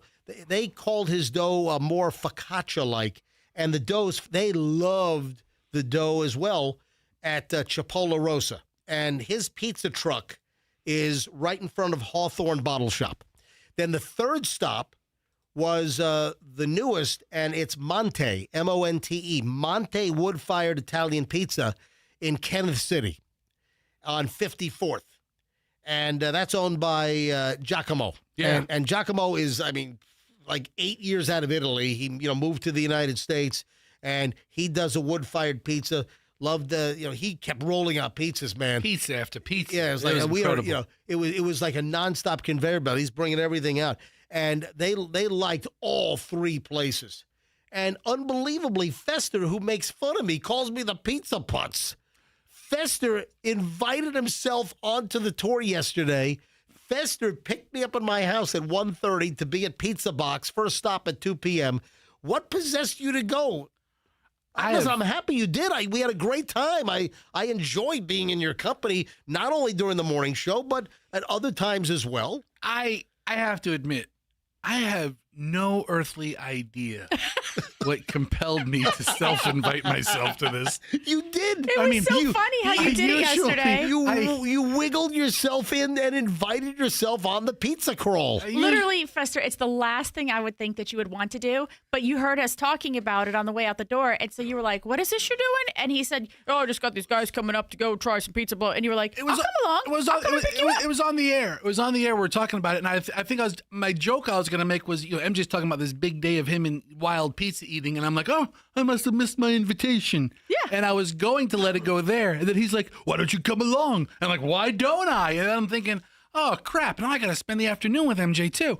But it was a great day. We really had a wonderful time. All the places were so good in their own way. Yeah. And I think I found a couple of new pizza spots. I mean, it was really great. I haven't been to either of those three places. Yeah. And the uniqueness and the intimacy of the pizza box is an experience by itself. You know, the Hawthorne Bottle Shop, Josh's place. Well, Hawthorne Bottle Shop is its own entity. That's the location. And then he leases essentially a parking spot right out front to put the Chipotle Rosa pizza truck. I thought that was excellent pizza. And then Monte was so authentic to what you'd get in Italy. Right. That it was like pizzas I've never really seen before. I haven't been to Italy. You know, big Italian hasn't been to Italy. And I was like, he's like, this is exactly what you'd get if you went here. And I'm like, really? And then I ate half a pizza. But no, everything was fantastic. Did you get enough pizza yesterday? You know what? I did. Oh, and speaking of pizza trucks, before I move on, I got a message from the owner of Piccolo Pizzetta. That's another pizza truck that I like. Yeah. And that's in Tampa. Well, a lot of times he's up in Land O'Lakes in that food court place where the food trucks are in Land O'Lakes. So he's up there a lot. But he sent me a message, MJ, if you don't mind telling everyone that Piccolo Pizzetta, again, a pizza truck, does a really fine job. They're going to be at Bayshore Place tomorrow from 11 to 2. Oh, great. And Bayshore Place is right on Bayshore Boulevard. It's that office building. It's on Bayshore, kind of across from TGH. And he's going to be in there. So if you're in that area tomorrow, 11 to 2, you want a good pizza truck, Piccolo Pizzetta at Bayshore Place. Yeah, all the nurses tomorrow. Just set your patients on like a drip and just run over. And they'll be fine for an hour. Just run over and get some pizza. Go on down. Here we go. Airline passengers behaving badly. Here's one, a passenger charged with slapping a crew member's butt over a missing drink, and charges have been filed. Jeez, we had a story recently that flight attendants don't even want to be poked or even touched, to tap them to get their attention. Yeah, there's really no reason to touch a person to get their attention. Flight attendants, this is the biggest pet peeve all of a sudden. Well, not all of a sudden, but they're becoming vocal about it, that flight attendants do not want you to touch. Hey, any flight attendants listening right now? Seriously. Any flight attendant, and we usually have, pilots and flight attendants listening. If you're a flight attendant, 800-990-1047. Hurry up. Fire up the phones here quickly because I got to take a break soon. If you're a flight attendant and you're listening right now, you can stay anonymous. You don't have to mention your airline if you don't want to. You don't have to mention your name. If you're a flight attendant or if you're a prior flight attendant, 800-990-1047. Call us up. Tell us about getting touched by passengers. This has turned into a real thing where the flight attendants are really getting proactive now, and there are just stories that are coming out. It's like, don't touch the flight attendant. We use the example that flight attendants walking by and you want to, get their attention, you tap them as they're walking by. Or the flight attendant is doing beverage service and they passed you a row already, and maybe you want another bag, you want another little thing of Biscoffs. All right. Don't tap them. They don't want to be touched. And listen to this one. A Delta Airlines passenger who allegedly skipped during beverage service decided to slap a flight attendant on the butt in the aisle. Cody James Maluck. M-A-L-U-C-K. That's Maluck. Maluck. He's out of Maluck. Malucking idiot. His Maluck ran out. Yeah, he's Malucking in trouble. Cody James Maluck, 32, was indicted by a federal grand jury in Atlanta on one count of interfering with a flight crew for the alleged incident that happened on May 9th aboard Delta 800 from Fort Lauderdale to Los Angeles. Jeez. Does it describe like? According to the complaint filed, the flight was diverted to Hartsfield-Jackson Atlanta International Airport, where authorities took him into custody. Prosecutors determined the alleged assault stemmed from Maluk's frustration over being passed over during beverage service. The flight attendant, only identified as PLL, alleges that she began her in-flight service by selling food to passengers. As she approached Maluk, the complaint states she passed by his seat after believing that he was asleep and served another passenger nearby. The flight attendant claims to feel a slap with sufficient force to her buttocks, which caused her to propel forward. Oh. My gosh, she turned around and allegedly discovered it was Maluk, who was raising his hands in denial. Oh, wasn't me. Maluk. Wasn't me. What a schmuck, that Maluk. Maluk the schmuck, yeah. Look at that. The attendant immediately reported the incident to a lead flight attendant who informed the captain. The captain decided to divert the flight to Atlanta. All those people on the plane, their trip's essentially ruined by Maluk. They wanted to beat the Malukin crap out of this guy. I'm going to Maluk him up good. Wow. So the crew decided to divert to Atlanta. Law enforcement officers boarded the aircraft, took him off the plane. Federal grand jury in Atlanta indicted Maluk a couple of days ago on one count of interference with a flight crew. Felony offense carries a maximum sentence of 20 years in prison. Wow. My God. That's fun with that, Maluk. Yeah, exactly. So don't drop the Maluk in soap. Did the flight just take off? I mean, do they have to go up to the ramp? Yeah. What do you mean? I mean, if you get diverted, they got diverted. Yeah. They went to Atlanta. They went to a gate. A gate. The agents or police boarded the flight, took him off, and then they took off again. And then they backed out, and then they took off for Los Angeles. All right, so it's only like a 15-minute layover. No big deal. I'm sure it was longer. You know who was really happy? The person that sat next to Maluk. Now he had the extra room. Yes. I mean, Fort Lauderdale, L.A. is a long flight. 8:56 at the MJ Morning Show. When we get back, this brings to a close over an hour and 20 minutes of nonstop MJ. I guess no flight attendants listening this morning. A lot of times there are. All right. When we get back, it's the 9 o'clock hour, and we are packed. Oh, Michelle, question for you. Apparently you said something. A listener sent a question about something you had mentioned on the air, and they want to know what it is. I guessed, and they said, no, LOL. So I got to run this by you. Oh, how do people rate themselves? That's coming. Oh, and the Kanye West controversy. The Kanye West yay controversy here in Tampa. We got to dive into this mess.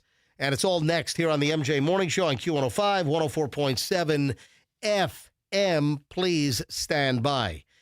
Banco has some great things going on here during the month of June. Why do I trust Banco? Because they have done a wonderful job at my house 3, 4 times over the years. So I trust Banco. If I trust Banco, you should trust Banco overhead doors for anything garage door wise. So it's hurricane season. Here we are. Just started on June 1st. You got to be prepared. Do you know that there's a 194% return on investment on a new Clopay garage door? It's a national survey. Reveals the highest ever ROI. You spend money, put in a new garage door, and the money you'll get back on a sale, the ROI is 194%. Plus, you can put in an insulated door to protect against the heat and keep your garage cooler. Put in a hurricane-rated door. Anyway, you're going to love Banco. You need a new Clopay garage door? Boom. You want a new opener? Boom. You need a service call because your spring broke or something else? Boom. You call Banco. Bank on Banco, BancoDoors.com. It's 877-90-BANCO or BancoDoors.com, and tell them that MJ sent you. If you're looking for a Genesis car like a G70, G80, or their SUVs, the GV70 or the GV80, go to Genesis of Tampa. That's right. There is now a Genesis dealer in Hillsborough County, in Tampa. Folks, you have an option for service as well, because people with Genesises in Tampa, they have to go to a different county for like service or to lease or buy. No. Now you got Genesis of Tampa. Murphy Automotive Group. I know Mike personally. Great operation. He's a great operator. Family-run company. They're just, it's not like a giant, massive conglomerate that has to satisfy Wall Street. No. It's Genesis of Tampa, right at 275 off of Bears, right at Nebraska. And June is summer of savings. No payments for 90 days. You pick up a new Genesis, no payments for 3 months, 90 days. GenesisofTampa.com, and tell them that MJ sent you. My friends over at Two College Brothers want you to know that their moving trucks have my face on some of the trucks. I've been doing spots here. I've been endorsing Two College Brothers for a long time, and the feedback that I get is phenomenal. It's like once or twice a week that I get, hey, MJ, thank you. I used Two College Brothers last weekend. They were fantastic. MJ, hey, Two College Brothers moved our office. So it's not just residential moves. Maybe you have an office move. They do it all, and they're fantastic. Get a great quote, and then get a great move. Highly background checked, drug screened, highly trained. Don't roll the dice. I mean, this is your furniture. They wrap everything in blankets. These are your prized possessions. Don't trust it to just anybody. A lot of bad movers out there. I recommend twocollegebrothers.com. You got the brothers, and you have the others.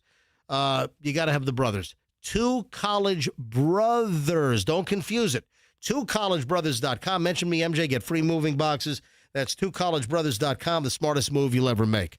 Now, if you know anybody in real estate, or, hey, if you're trying to sell your home, I know people that are trying to sell a home, then they took it off the market because they didn't want it to age. The market's slow. It's just a lot of weirdness going on in the real estate market right now. And if you want to sell, if you need to sell, get a hold of Mark Spain.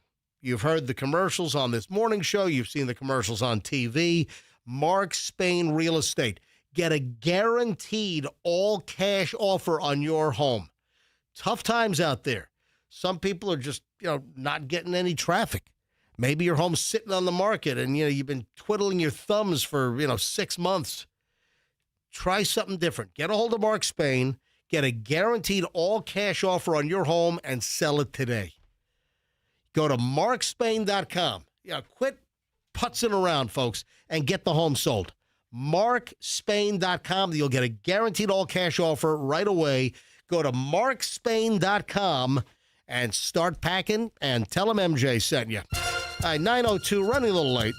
Back in a second. 9 o'clock hour starts in minutes here on the MJ Morning Show. Don't move. Back in a sec. We have a disabled vehicle.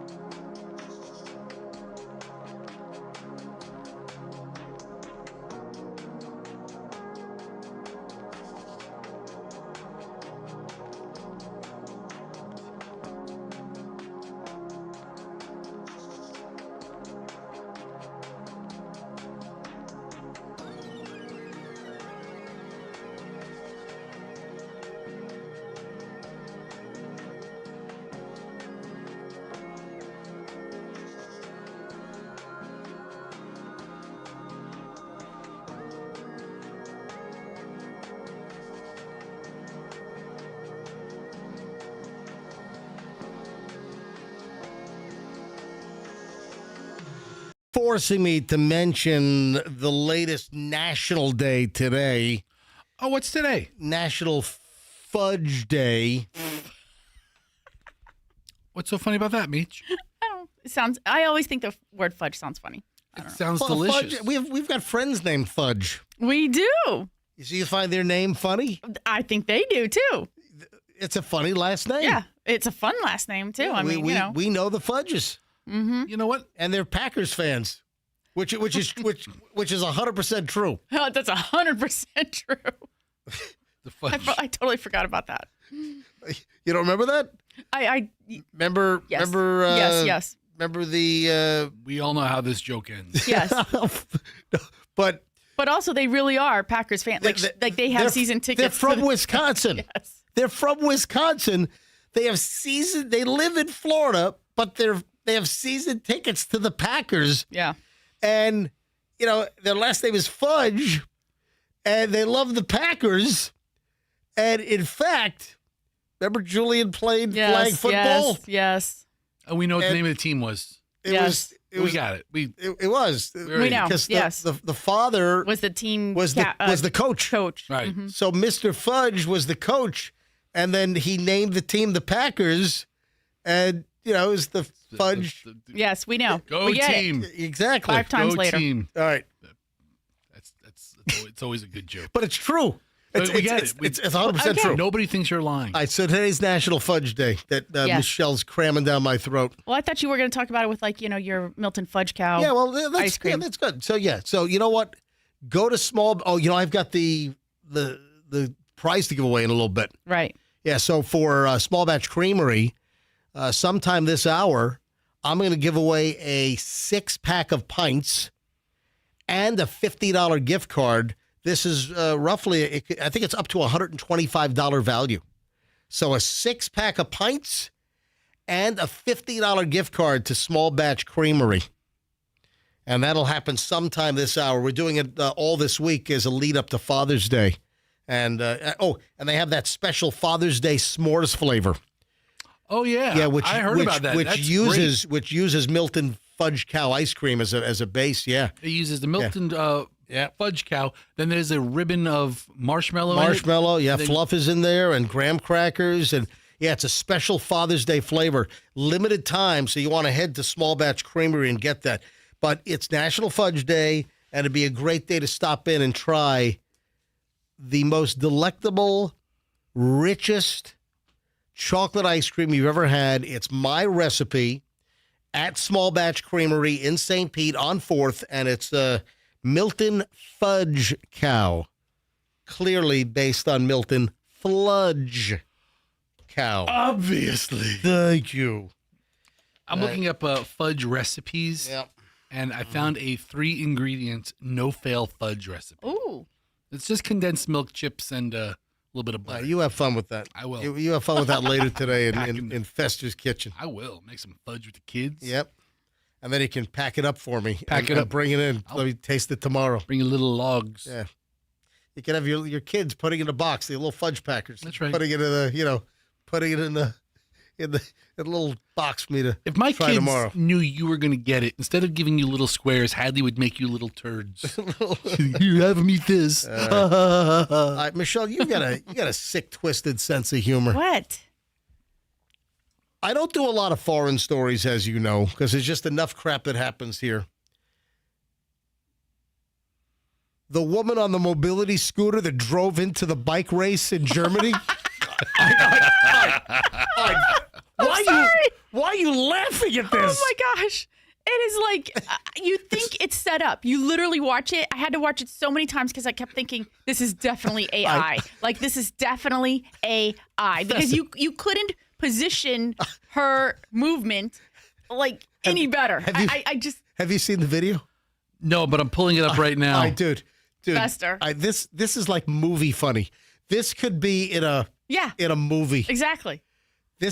So there's a bike race, a road race with bikes. Yeah, like a Tour de France style. Exactly. A Tour de France style race. Holy crap! And a woman is on the sidelines. Oh my god! You know how the people, You know, the people are all on the sidewalk or they're on the side of the road and the bikes fly by. And there's often no barrier between the bikes and the spectators. Why? This lady is on a... This lady's on a battery-powered mobility scooter, right? And she drives right into the... I mean, she's on one of those, like the Lark. She must have bumped the lever to move forward because it's in the thick of the bicyclists going by. It's not like it's like an opening and she's trying to dodge somebody. It's wall-to-wall bicyclists, and she must have leaned against the go button. Yeah. And she just crept out. Lurches for it. Michelle, stop laughing. But wait, do you see the first cyclist that 1, hit 2, her? 3, 4, 5 flips. The first, I mean, he just does a total like in the air, like he's a gymnast. Oh my! He went from being a cyclist to a gymnast. I see him on the ground here. He looks like he's in terrible pain. Because they said nobody was hurt. It's unbelievable. He's holding his back on the ground. I mean, he's going to need the mobility scooter more than her. It is. Bester. It is. Those are facts. The guy, was he wearing like the orange? Yes. The bike. Boom. The bike. One bike, a guy in red, swerves around her and misses her by an inch. This video is insane. But you need to watch it in like frame by frame coverage because the nanosecond the impact happens, the person videoing pulls away. Right. But the lead bike where she pulls out, that guy gets around. I don't know if he lost control a little because there are a bunch of bikes on the ground. But the second bike smashes right into the mobility scooter as she pulls off the curb into the stream of bikes. And this guy goes end over end. I mean, he must have tumbled how many times? 6. It's unfreaking believable. Just how'd you search for it? I typed in old lady bike race Germany scooter. All right, just Google that. Old lady bike race Germany scooter. And then it sounds like that cognitive test the president took. It took me old lady bike race Germany scooter. It took me to a German X account, Flaschenbudel. Flaschenbudel? Yeah, You went to the Flaschenbudel? So yes. If you want to just take a shortcut, you can go to @Flaschenbudel at X. So it's Andrew's going to also put it on as heard on the MJ Morning Show up on mjmorningshow.com. Oh, Andrew, can you please call Jennifer? Add this to the list. Call Jennifer or whoever's in IT. Have them take a look at mjmorningshow.com, which is forwarded to our company servers. Have them look at that. And some people are getting the warning, dangerous website. So I might have some certificate issues. Andrew, if you can make contact with our IT people and let them know what's going on with that. Thank you very much. Thank you, Andrew. Thank you very little. All right, but this is terrible. And Michelle is like laughing on the couch yesterday. I'm like, that's not funny. It's awful. You laughed hysterically. I did. I'm still laughing. It is funny, but yes. When it's like just cyclists like having this kind of thing happen when no one gets hurt, it's very funny. But it's like a movie. It's like a scene out of a comedy movie. Let's have an old lady just drive her mobility scooter right into a stream of bikes going 40 miles an hour. You could not have planned this more perfectly. Right? And by perfect, I mean catastrophically than this. All right, what is the update, though? Is there any news story that gives an update on the condition of the cyclists? He had to have a leg amputated. No, he didn't. Yeah. Michelle, can you find and see if there's an update on the medical condition? All right. Andrew says that the lead bike that smashed into the scooter, that he actually walked away from it with kind of minor issues. Oh my God, that's unbelievable. All right, on to Kanye West, or Ye. And listen, I was the first to call for the cancellation of the concert.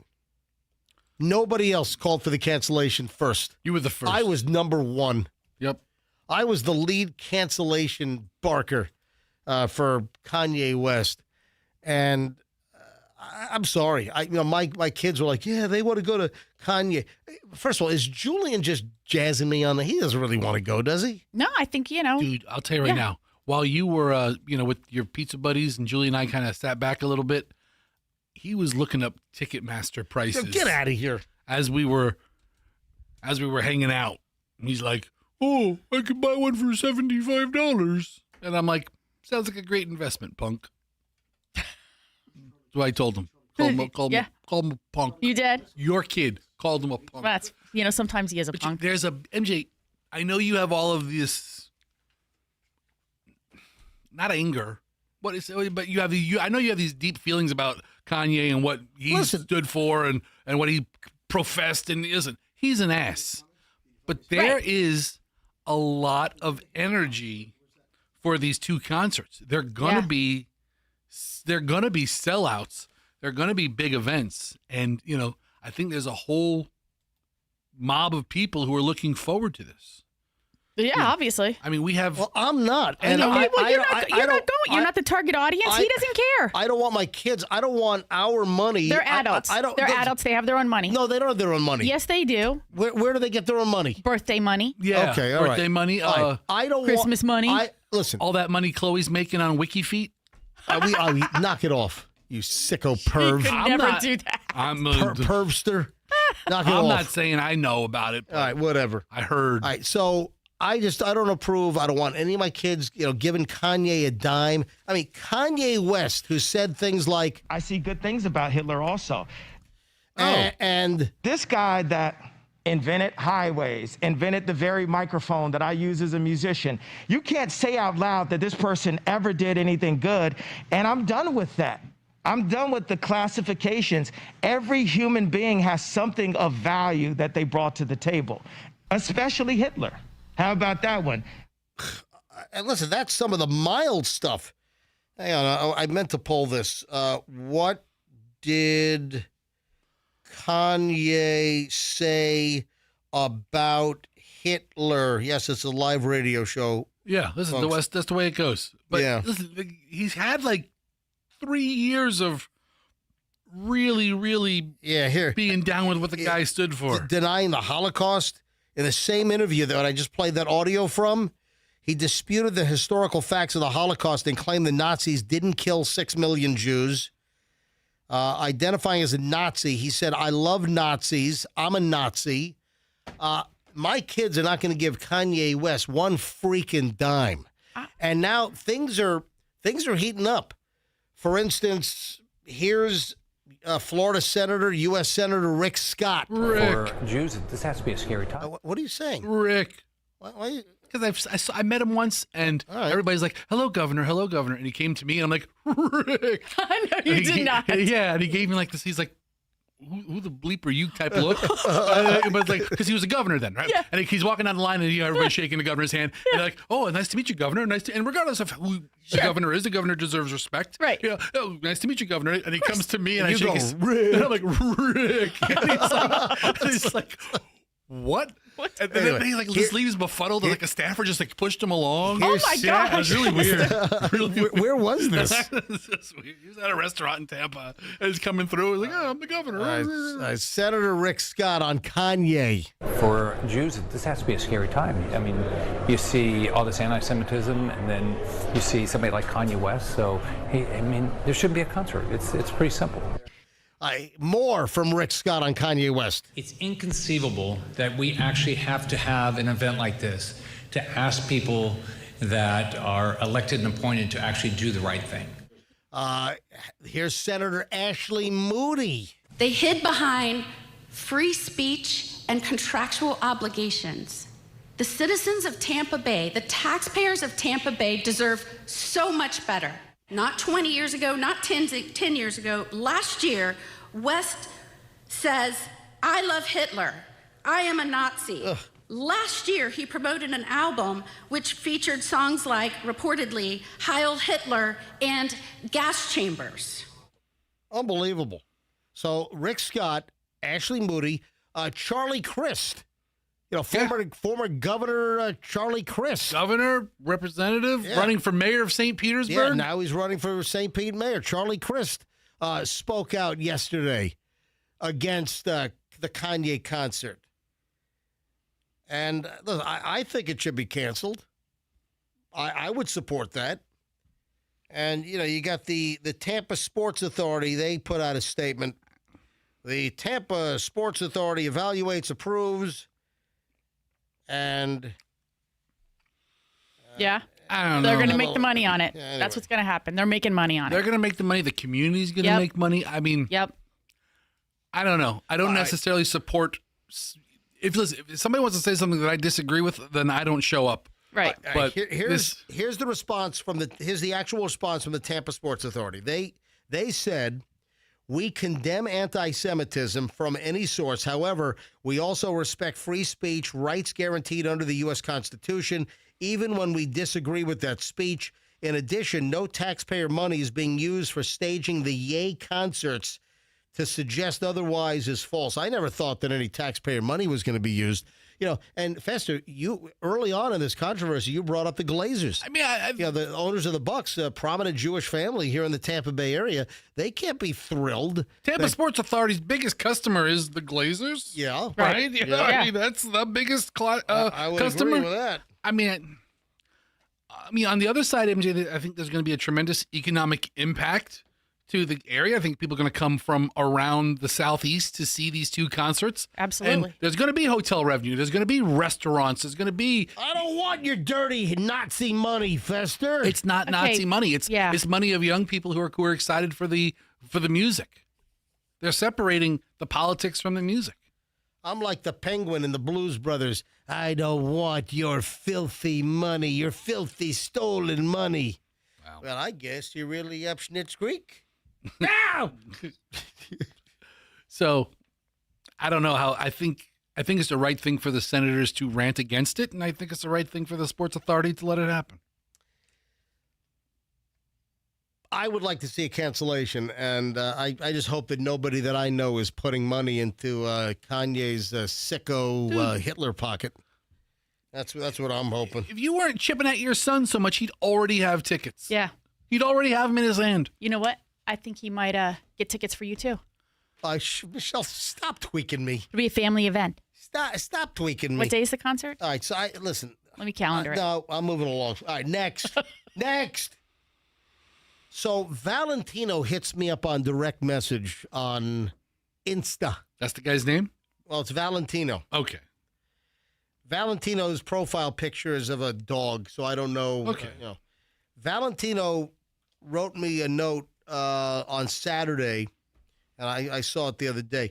What is the organizer called when someone dies? I forgot. Thank you. And I wrote back, executor? ? And they're like, no, LOL. Michelle was going to buy this book or organizer to prepare when one passes. But oh, no. It wasn't like a was it a book of records? Yeah, something like that. There's a commercial for it, yeah. Right? It's the something box, right? It's what's the name of that thing? The dead grandma box. Yeah. What's the name of that thing? The death box. No. I've seen a commercial. No. Yeah. Just is it like Legacy Box or something? Yes, I think that's it. I thought it was a different name, Legacy Box. Protect Old Memories Today, Father's Day. No, that's Ancestry.com. I'm looking. That's sponsored. Legacy Box official site. Let me see what this is. No. Legacy Boxes, they digitize your old VHS tapes. Look, I don't know. I'm looking online. Right. Michelle, just type in organizer for the knock box. That's it. There it is. Valentino, it's the knock box. I gotta spell it. How do you say N-O-K-B-O-X? Yeah, N-O-K. I think that's it. The knock box. Knock box. And you can get different versions. That's like Al Gore should do commercials. Al Gore. Hi, it's Al Gore for the knock box. He's about ready for one. Oh, guess who does not need a knock box? Somebody who's not I don't know. going to be dead anytime soon? Guess Bonnie Tyler. Oh, Bonnie Tyler is out of the coma. Bonnie Tyler does not need a knock box. So she's made a big turn around. Right? Because apparently she did. Last time, it's been a couple of weeks since we've talked about Bonnie Tyler. Yeah. Yes. And she was in this coma. Oh, yeah. And I kind of forgot about it until just now. Oh, yeah. Rinse it out. Every now and then I get a little bit tired of the stings that just will never come out. Every now and then I rinse it out. Downy Rinse and Refresh is formulated to remove odor better than detergent alone, with no rewashing. One wash, it smells so clean. Downy Rinse and Refresh, it's a dream. Downy Rinse and Refresh removes 100% of odor in just one wash. I know what you're Guaranteed. doing. What? I know what you're doing. What is he doing? What did I do? Because if we played the song Turn Around, we'd get violated on copyright. Yeah. So if we play like a parody of it. Yes, we're not going to get popped. I don't know. Brilliant. I think exactly that's why I did it. So instead of making Andrew's life difficult of having to cut, if I played Total Eclipse of the Heart. That is so smart. If I played that, then Andrew says it still might not work. You let me know. You let me know. Let's see. It's a test. This is a test. This is a test. This is only a test. What if we had somebody singing like a karaoke version? That would probably work as well. Or what if if I knew this story was coming up, I sang a little. So here's the deal: I can play Bonnie Tyler, the actual song, "Total Eclipse of the Heart." I can play that. And we're fine on 104.7 FM on the regular FM radio. We're fine on the live stream. We're fine on the live MJTV. We're licensed for that. But for the replay on the podcast, we're not licensed for the music on the replay of a podcast or the replay of the archived MJTV of today's show. So I thought I would sneak it in and run the parody commercial of Total Eclipse of the Heart, which was a Downy fabric softener, a stain remover commercial. That is so smart. Some years ago. But the point is, thank you. Yeah, I'm impressed. I live for praise from Fester. I wouldn't have thought of that. That's what gets me out of bed every day. So Bonnie is out of the coma. A representative for Total Eclipse of the Heart singer Bonnie Tyler says she's no longer in a coma but remains seriously ill. Although her condition is improving, the recovery process is slow. So she still is in intensive care in Portugal. She's in the ICU in Portugal, and we wish her the best. Every now and then I get a little bit tired of the stings that just will never come out. Every now and then I rinse it out. Downy Rinse and Refresh is formulated to remove odor better than detergent alone, with no rewashing. One wash, it smells so clean. Downy Rinse and Refresh, it's a dream. Downy Rinse and Refresh removes 100% of odor in just one wash. We don't need the whole Downy Guaranteed. commercial. We don't need the whole. We don't need to talk about rinse and refresh. Right. So she's on the road to recovery. Yeah, but she still has a long way to go, apparently. So she has not yet had a total eclipse of her life. You know what? She's hanging on. You want to know why? She's holding out for a hero. Those doctors. Yeah, those Portuguese doctors. A bunch of heroes over there saving Bonnie Tyler. Hold out for a hero. All right, 9:28 at the MJ Morning Show. When we get back, final chunk MJ Morning Show is next. I know I teased the. Oh man, some lady is pulling some wambuki on McDonald's. I don't like this. Oh, you know about the Stab Sisters? I got to tell you the story of the Stab Sisters. That's funny, isn't it? Sounds funny. Let's see what the story is first. It could be really bad. It goes to very unfunny. All right, hang on. We're loaded. Final chunk MJ Morning Show is next on Q105, 104.7 FM. So Hendrick Roofing is a brand new sponsor here on the MJ Morning Show. But is Hendrick Roofing new to me, MJ? No. I've been dealing with Hendrick Roofing now for, 22 years? Yeah, so Hendrick Roofing, if you're looking for a great roofer, folks, it's Hendrick Roofing. They did the original roof on my house in 2004. 22 years later, I just put a brand new roof on.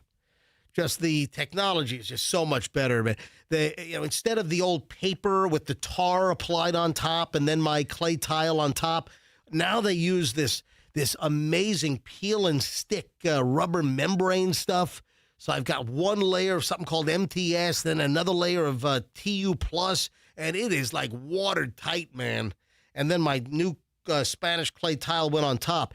They did a wonderful job, neat, clean. If you need a great roofer for metal roof, for standard shingles, asphalt shingle, tile, they do it all. They have their own metal shop. They're making like the high-tech seamless metal roofs, which a lot of people are going to the metal roof because they last, essentially forever. If it's residential repair you need, it's Hendrick. If it's commercial roofing repair you need, it's Hendrick. They do residential and commercial. If you need new roof or repair, I'm telling you right now, I vouch for them. They just finished my brand new roof a couple of months ago. HendrickRoofing.com, 60 years in business, family-run company, solid as a rock.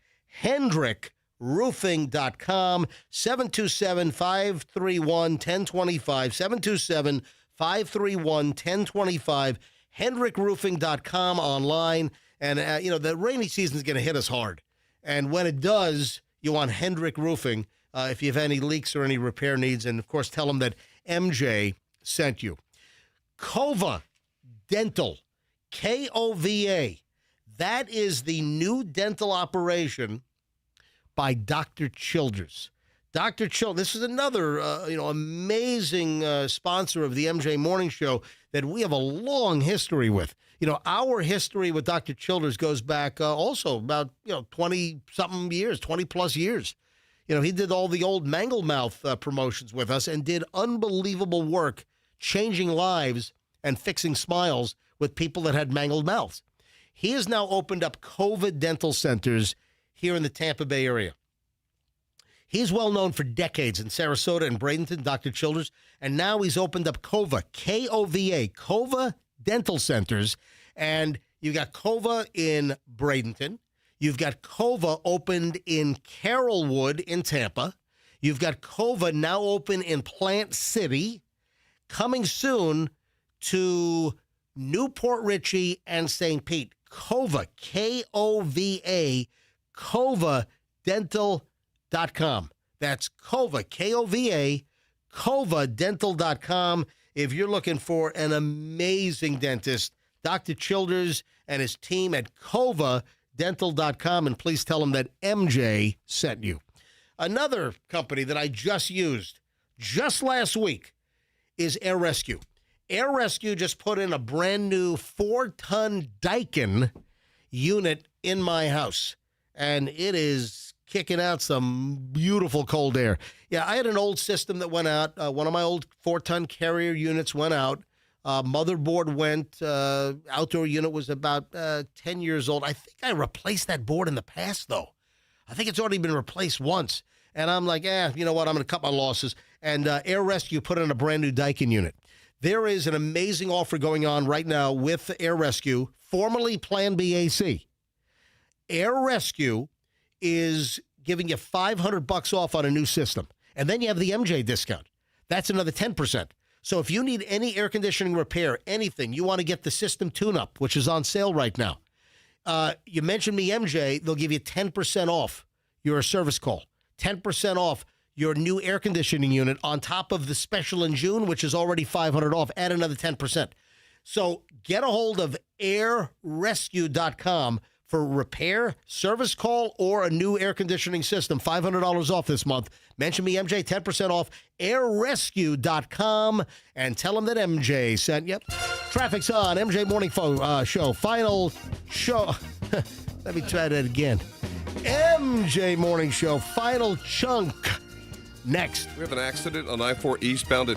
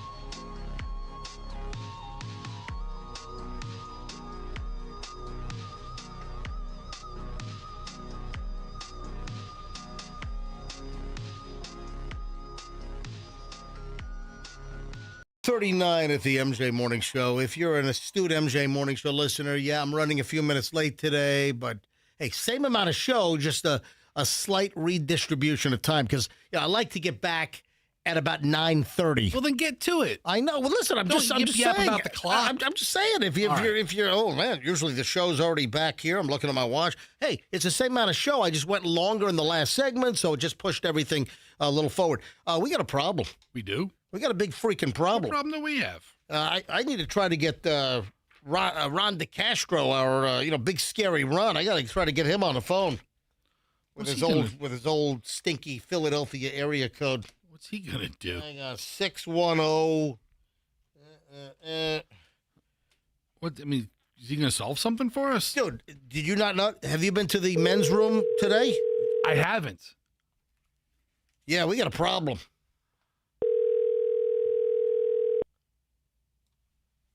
We got a situation. He's going to avoid my call. Yeah, he knows probably what I'm calling about. He's going to avoid my call. It's going to go to his voicemail. Oh yeah, I think I just heard it do that little stutter. I think it's going to voicemail right now. Oh, you see that little stutter? You hear that little beep? Yeah, that's the voicemail beep. It's going. Your call has been forwarded to an automated voice messaging system. Yep. 610.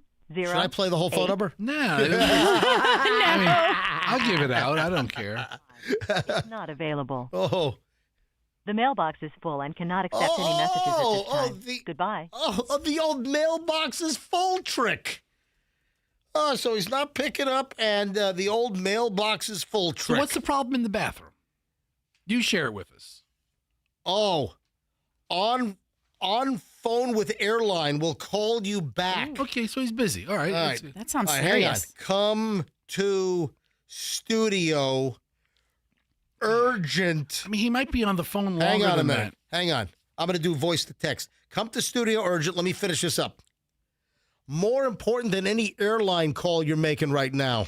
All right. Sent. All right. I just sent that. Good. Dude, the urinals are blocked off. What the hell happened? What do you they have yellow tape on them? No, there's trash bags over the urinals, and it's all taped up. Andrew, turn your microphone on. Do we have a water issue at the building? Oh, he's in New York City. All right, call. Yeah, I haven't seen him in the office this week, so apparently he's up in New York City. All right, Andrew, look for Ron. Big Scary Ron is in New York City, and I just told him to call in. All right, so Andrew, do you have any idea what's going on with the urinals? I just went to take a wicket. I just went to I just went to go to the bathroom, and there's trash bags over both urinals. You had to use the sink. I just used the wastebasket. That's it. Andrew, did you notice that today? Not the time I went in there. What? Is this new? It would have been earlier today, so I don't know. Have they wrapped it up since this morning? So hold on, Andrew. First of all, make yourself a little louder in there. Okay. All right. When were you in the men's room? A couple hours ago. And the urinals were fine? I guess, yeah. Hold on. This is a yes or no. Were the urinals taped off with plastic trash bags? No. Okay. Thank you. I feel like I'm pulling freaking. I don't know that they were. I feel like I ought to get a job at Dr. Children's office. I'm pulling teeth over here. All right. Yeah, just give us the information. Don't make them extract it. Well, knowing that they were working and being bagged are two different things. All right, now they're bagged and tagged. All right, so our urinals are bagged. Hang on, Ron just texted me back. Give me 5 minutes. Okay. Better be 5 minutes. I'm typing that back. Yeah, or else. Or else. You're right, or else. I'll send or else. Here we go. ... All right, I just did that. Or else. Yeah. I just sent that to him. Good. So I guess he's not going to know if he's in New York. What is going on? We don't have an all. You know what I miss? When we were over at Clear Channel at iHeart, there was an all-call pager system. Yeah. You could hit like star 22, and you'd get there'd be like a beep. And once the beep goes over, you had reign of the whole place. The whole PA system. There was a PA system. The whole office had to hear it. Everybody in accounting, everybody in accounts payable. Like a freaking airport. Yeah. It was everywhere. There were speakers all over the place. And I abused that speaker system. Fester would Fester would go to the all call on the intercom. Yep. And he'd put the phone to his butt. And I would fart on it weekly. Oh, my gosh. I'll tell you this later. I mean, this isn't for on air because it's gross. I'll tell you the time Dave Reinhardt walked in on me. That's a true story. And I'm holding the phone to my butt. And that's Fester on the PA system over on Gandy, the old 4002 Gandy. Old Dave Reinhardt comes around the corner. Hello, boy. Oh, my God. And the phone is up. Phone is in Fester's butt. What in heaven's name are you doing? Hi, Dave. Yep. Oh, man. Anyway, so where was I? The urinals. Farting in the phone? So why the urinals all covered up? I mean, that seems to indicate a very... Oh, you know what else is missing? You know what I noticed? The urinal... I think, it was cut. Listen, radio station, they're cutting budgets everywhere. You know what I think was cut? The water line? No. The flush service? No. I think that the service that did the sterilizing, and they put in those little plastic mats in the bottom of the urinal. Yeah. And then you have like the little the deodorant cake. So those have been taken away. Those have been gone for like over a month. I think they cut those out of the budget. Okay. We're a tenant of a property manager. Yeah, I don't know whether we're responsible for that or whether what's the name of the group that owns this place? I don't know. Yeah, but that the property group maintained the facility. I don't know. All right, we'll talk about the urinals later. I'm just telling you. Tell me about the Stab Sisters. You want to know about the Stab Sisters? That's what I want to know about. Well, I got a couple of things here. All right, first of all, the Stab Sisters. 2 sisters arrested after allegedly stabbing a restaurant worker over the wrong food order. Ooh. That's the Stab Sisters for you right there. According to police up in Detroit, Brianna and Kiriana Long. Come on, Kiriana. All right, hang on a second. Now I got to go back to the urinal. Now Ron's calling it. Yeah, hang on. Right. Yeah, Ron DeCastro, our general manager and market president, is calling in from New York. So, folks, ladies and gentlemen, this is breaking news. Breaking news, breaking news, breaking news. Hey, Ron, you're live on the air. Ron, Big Scary Ron, our general mangler, is on the phone. Ron, first of all, why are you in New York right now? A little thing called the World Cup. And I had to celebrate my Knicks winning the championship, so we were overturning cars and climbing light poles. Oh, you the one that set the yellow school bus on fire?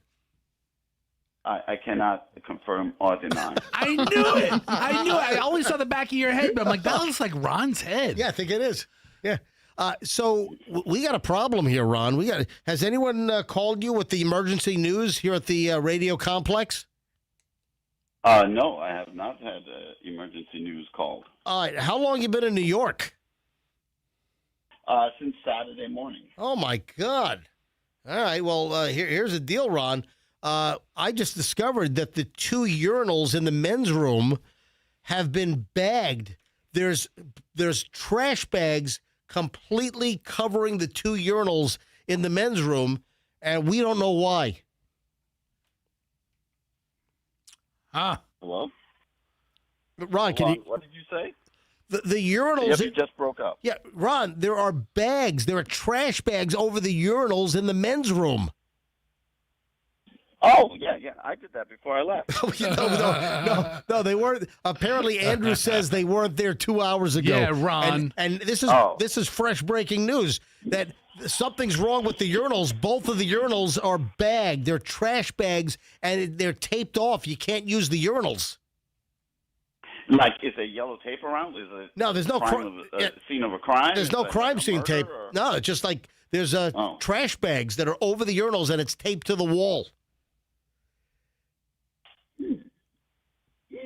Do you know why? No, but this is the great urinal scandal. It is. It really is. It is. It's the great urinal scandal of 26. You're absolutely right. All right. Aside from our potty problem, what World Cup game are you going to see? We are going to see France and Senegal. Ooh. Okay. Is that at the Meadowlands? Mbappe. Is that at MetLife? Is that? It's at New York, New Jersey Stadium. not MetLife anymore, right? Because of the FIFA rules. Hold on, wait a minute. It's not the Meadowlands anymore. It's New York, New Jersey Stadium. It's not MetLife. Now it's. When did MetLife lose the sponsorship? Yeah. They didn't. FIFA. But they're not allowed to have the sponsorship during the World Cup. FIFA doesn't acknowledge New York, New Jersey. sponsors. Yeah, New York, New Jersey Stadium. Did they have to take MetLife off? Even though there's 0 games in New York City, but that's you know. All right, so hold on, Ron. Did they have to cover up the MetLife logo like our urinals with trash bags? No, it's actually gone. They took it down. They took They put up new logos. Are you kidding me? And then after the World Cup leaves, they're going to put MetLife back up? Yes, that is correct. All right, that is idiotic. That is dumb as hell. All right, listen. When's the match between France and Senegal? It is at 3 p.m. today, and we are leaving at here like around 11:20. Get there around noon. Who's we? Are you bringing your son? Yeah. Yes, my son and I. We're doing a father-son. Oh, that's nice. That's nice. Well, listen. I hope the Senegal soccer team didn't bring any Ebola into New Jersey. That is not where Ebola is. It's in Africa. They've got telling yourself Ebola in that. Africa. Yeah, but not in Senegal. Are you sure? How do you know? How do you know there's no Ebola in Senegal and the Senegal soccer team didn't bring it into the Meadowlands? As I was potentially setting the school buses on fire, I did my research. East Rutherford, listen to me. East Rutherford, New Jersey, the swamp might be crawling with Ebola right now, as far as you know. You could come back with Ebola. Blood could be shooting out of your eyes by next Monday. Imagine the story you'll have when you contract Ebola from me because I went to the World Cup game. Yeah, don't come to the studio. Just call in with that, all right? Have a great game, Ron. All right, Ron. I'll look for you in the stands. All right, you need to do some research and find out why our urinals are covered up with trash bags, okay? It's much more important than your World Cup game. All right. The great scandal of 26. It is. All right. Have fun, Ron. Okay. All right. See you, pal. Thank you. Appreciate it. All right. Man, he's on vacation constantly. Nonstop. He works like maybe 15 days a year. It's incredible. Maybe I see him here 15 days a year. Oh, I'm at the World Cup. Have a good time, buddy. Oh, yeah. Oh, back to the Stab Sisters. So, 2 sisters arrested for stabbing a restaurant worker over the wrong food order. Cops say the stabbing happened when Brianna and Kiriana Long received the wrong order at a Detroit restaurant. They started arguing with the worker. Then they went behind the counter. There's a lot of this. There's a lot of videos that have been, popping around over the last couple of years of customers going behind the counter and wrecking the place or, trying to flip over machines. Yeah, the sanctity and the respect of the counter is long gone. It is. It's totally lost. Prosecutors said the Stab Sisters, they already call them the Stab Sisters. Prosecutors said the Stab Sisters attempted to throw hot grease on the worker as well. One of the sisters allegedly told the worker, "I'm going to kill you." Brianna and Kiriana allegedly chased the worker in the restaurant while throwing things at her, including pots and pans. The worker threw the items back at the sisters, including a knife, and then the knife was used to stab the worker in the stomach. My God, the worker allegedly left the restaurant, hid in a stranger's car, where she tried to get help. She was taken to a local hospital to have surgery. Brianna and Kiriana Long allegedly drove away from the scene, but were later taken into custody and charged with assault with intent to murder, assault with intent to do great bodily harm, less than murder, and assault with a dangerous weapon. Oh, and listen to this. Brianna is 9 months pregnant. Oh. One of the Stab Sisters is 9 months pregnant. She's going to be delivering in jail. That's terrible. Oh, my God. Wow. That's tough.